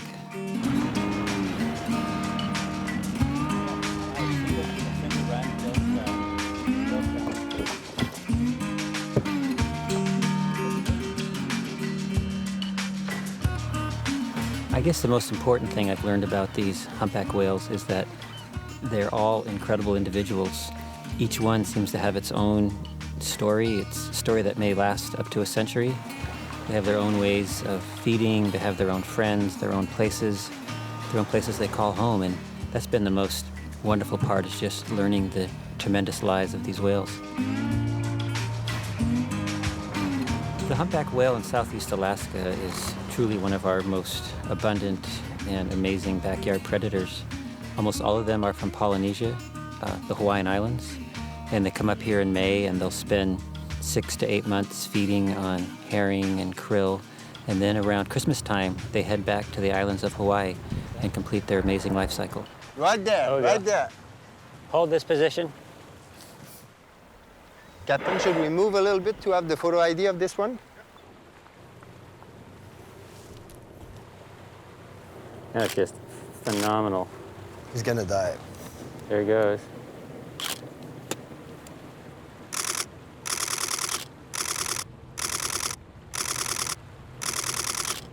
Great. The idea is to be as perpendicular to the fluke as possible. Each fluke has a distinctive pigmentation pattern that allows us to photo ID the animals. It is important to be able to identify individual whales, because if we want to study their behavior, we have to be able to tell the individuals apart. All body marks are important, so we try to take a lateral photograph of the dorsal fin and then one of the fluke. That way, we can be sure that we get the ID right. And if we're ever in shallow water and the whales don't show their tails, we also have the dorsal fin as a reference. How many animals do you have in your catalog? About 1,000. 1,000? Yeah. Oh, yeah. Yeah, pretty big. Jan's got about 2,000, and the park, there's probably about 3,000, 3,500 animals for the northern southeast Alaska. A few Guadalajarans come up, a few Mexicans, a few Asiatics show up once in a while, but Mainly Hawaii. Yeah, almost all Hawaiian. Bubbles. Bubble, right here. See that nice softball side? Yeah. And the classic. Now those are the ones that really scare the fish the most. Bigger, faster, they reflect more light, they make a lot more noise. Those are the real workhorse of the bubble net. And it looks like this one, and it looks like it might be going in a counterclockwise circle. That's kind of interesting. About 90% of the animals blow in a clockwise circle. Oh, yeah. And it's remarkable in that it's the same level of handedness or laterality that humans have. So it's another striking similarity between humpback whales and humans.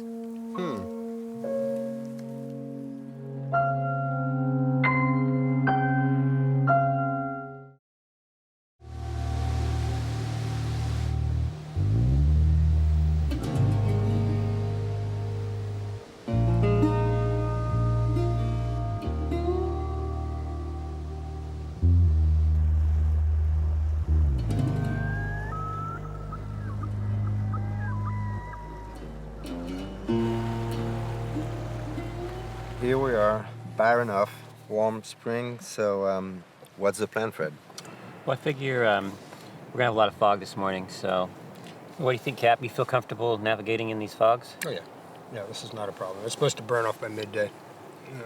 And it's actually, I think it already is starting to burn off a little bit. So I figure good time for running north, and hopefully things will burn off by the time we get up to the confluence of Peril Strait and Chatham. And that's why we probably got 3-4 hours to get up there. When we arrived by plane, we saw, good group of whales around Parker Point. Right. So, it's close to Boom. So. Yeah. Typically, there's a lot of herring schools still in this area at this time of the year, and it's been kind of an unusual year. Seems like the herring have sort of picked up and moved out of Dodge, and so in some ways we're looking for the prey as much as we are the whales. We have the weather on our side, so let's move. We do.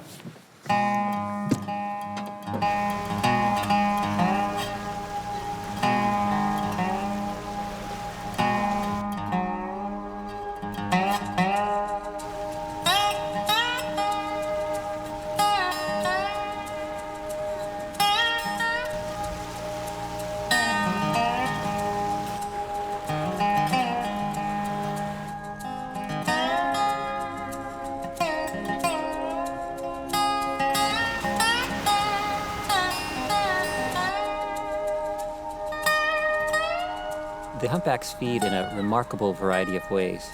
And the krill, these small shrimp-like crustaceans, they're quite easy for the whales to catch, and so most of the time when they're feeding on the krill, they can do it alone.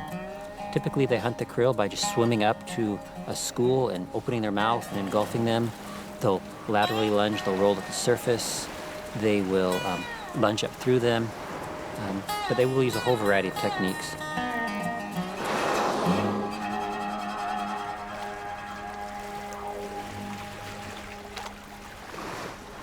Amazing.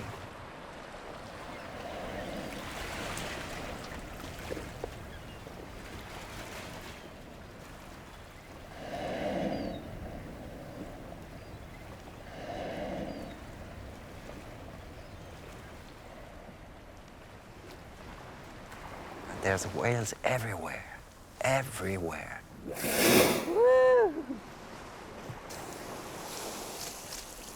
Hey, he's yeah. Wow. Yeah. That was great. Amazing. So that's your friend. Beautiful animal. It's funny that he is so friendly. Did you see on his tail where he had ropes? He'd been in nets before. Yeah. He has been insulted by humanity, but yet he comes over to be curious and interactive. It's amazing. It's almost like forgiveness. Yeah. It's wow. On such a beautiful evening, too. Yeah, perfect. There's his footprint. Yeah. What do you suppose? He just curious? He just curious. Just wanted to know who we are and what's up. Yeah.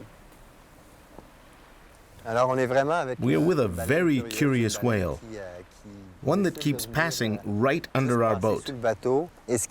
And what's amazing is that it comes very close and then turns slightly to look at us. It's done this 3 or 4 times. And see, again, instead of chasing the whale, You just wait and you're a target. That's right. Couldn't have said it better, my son. Couldn't have said it better. Going under, going under. Hello, hello. Thanks for coming back. It's gonna be near you, Captain. Thanks for the fluke ID. Nice. Amazing. Amazing. Amazing. Yeah, coming right here, right here.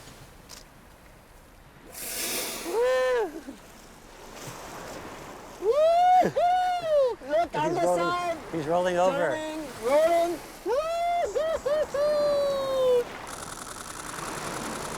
Wow. Yeah. They know exactly what they're doing. They swim around the boat and turn to look at us. This one rolled right on its side to really get a good look at us. It's hard to know why they do it, but one thing is sure. It's very much a conscious act. You know, I've just been so incredibly curious about them for, a quarter of a century, and it's nice to finally think they want to know a little bit about us. It's really touching, and it's really, it's kind of a gift. Yeah. And they share so many similarities with humans. Their brain is gigantic, and it's laced with spindle neurons, and in humans, those are associated with language acquisition, social intelligence, and compassion. And we see a lot of compassionate acts with humpback whales, the way they'll protect their young if there's predators around, and they'll come to each other's aid, and just general interspecies interest. It's a sense of higher cognitive function. Yeah.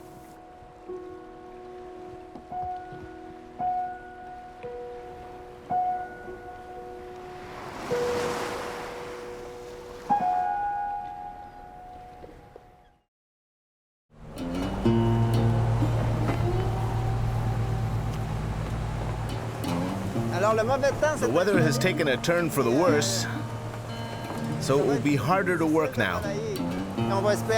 Today we hope that the whales we saw yesterday, individually using bubbles to feed down deep, will come together at the surface, so we can observe them using this technique as a group when the attacks are synchronized with song. It's truly spectacular.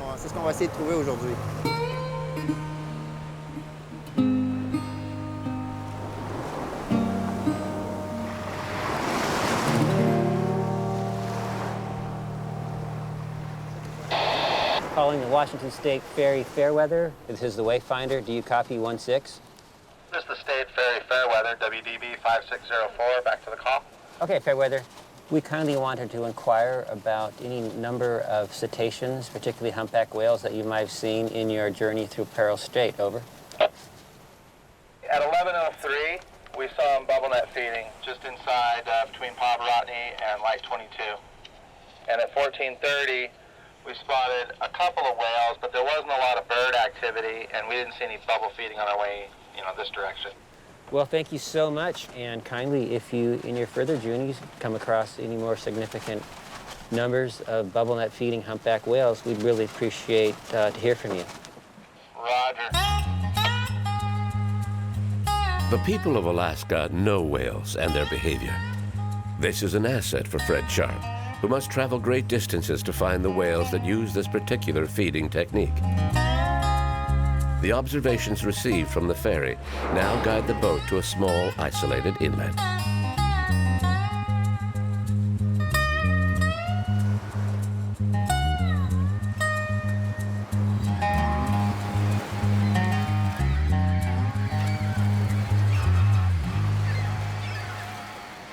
These whales are hungry, and they're looking for food. They're cruising the strip. They're looking to mix it up.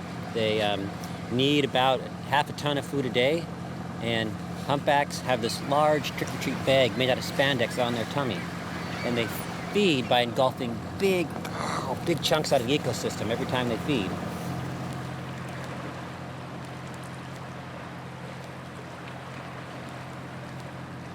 It's almost night. They normally, slow down at this time of the day, right? Well, this is very typical. About this time of the evening, the whales, the rate with which they're feeding slows down. They seem to lose the beat on the herring. The fish are more scattered out, and they move out to mid-channel where they can get their sea room. and have plenty of space, ocean moorage, and they go to sleep. And they get a good night's sleep, so they're ready to get at it in the morning. Before night sets in, Fred and Jean have photo ID'd a small group of feeding whales. This is standard procedure, almost a reflex for researchers who use cameras as a primary research tool. But that night, an examination of the photographs reveals something unexpected. A wonderful surprise that also demonstrates the effectiveness of photo identification. An old friend has reappeared. I think that might be Trumpeter. Yeah, we found him. And great news, if it's Trumpeter, I mean, we know that's a good leader. Yeah. Very good leader. Trumpeter and Jan are big old friends. Yes. They go way back. Oh, yeah. Remember back in 1996? Yeah. Here's our friend Trumpeter. Yeah. And you can compare it to what we obtained on this voyage. And what do you think? Yeah, that's a match. Look, that little thing here. Same pigmentation pattern. Nice serrated trailing edge. And here's why we call him Trumpeter. The most amazing sounds.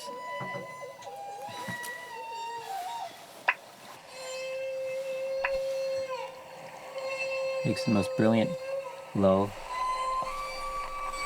It starts out with this nice low, steady, and then he just goes off the scale. It's like you were saying, Miles Davis. Nice.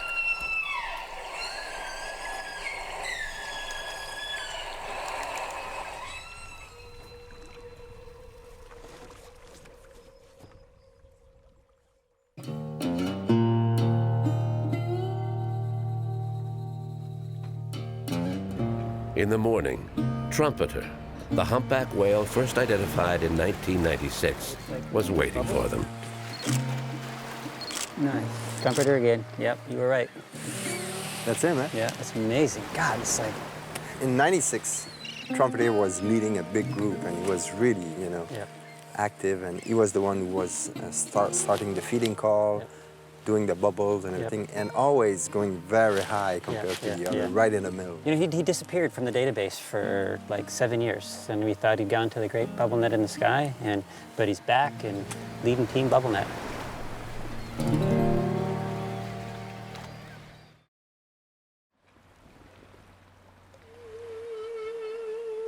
That should be plenty deep. Yeah.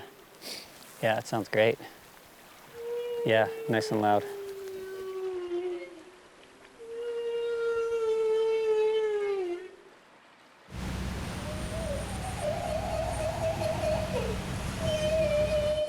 The feeding calls that the humpbacks produce appear to be unique here in Southeast Alaska. Everywhere you go, it seems like they have their special nuances, but here in Alaska, we're richly rewarded by these loud, beautiful feeding calls, larger groups with more stable, enduring friendships.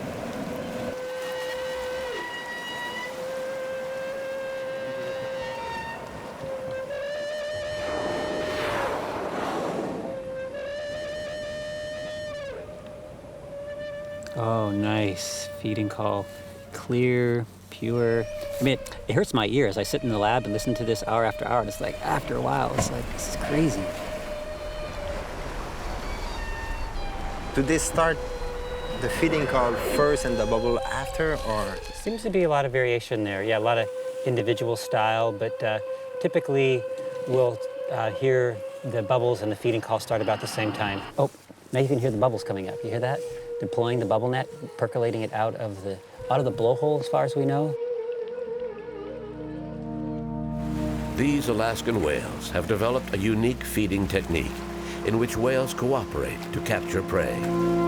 After more than 15 years, scientists have concluded that Trumpeter is still a leader among the whales, often sounding the charge and commanding the troops.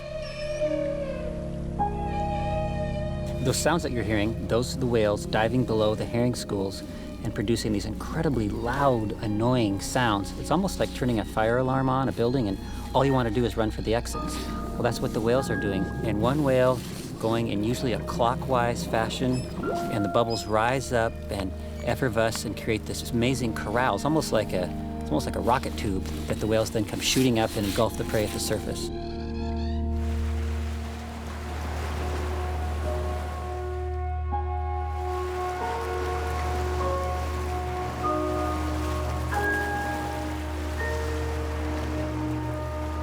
The increase of humpback whales, both here in the Pacific and throughout the world, is one of the best conservation success stories.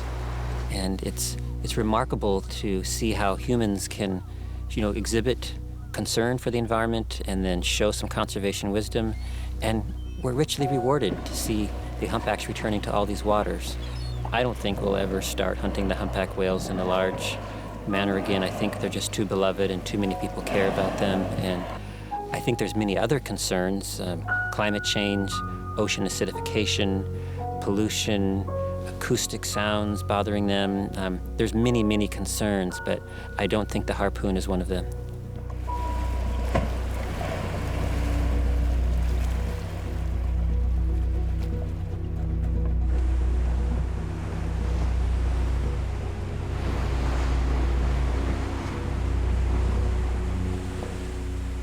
The complexity of whale song is an exquisite example of how nature and evolution have shaped living things to exist in balance with their environment. It took millions of years to create this balance, so more than ever, it's vital that we do everything we can to protect the living heritage of our planet, so that whale song can go on delighting our children and our children's children.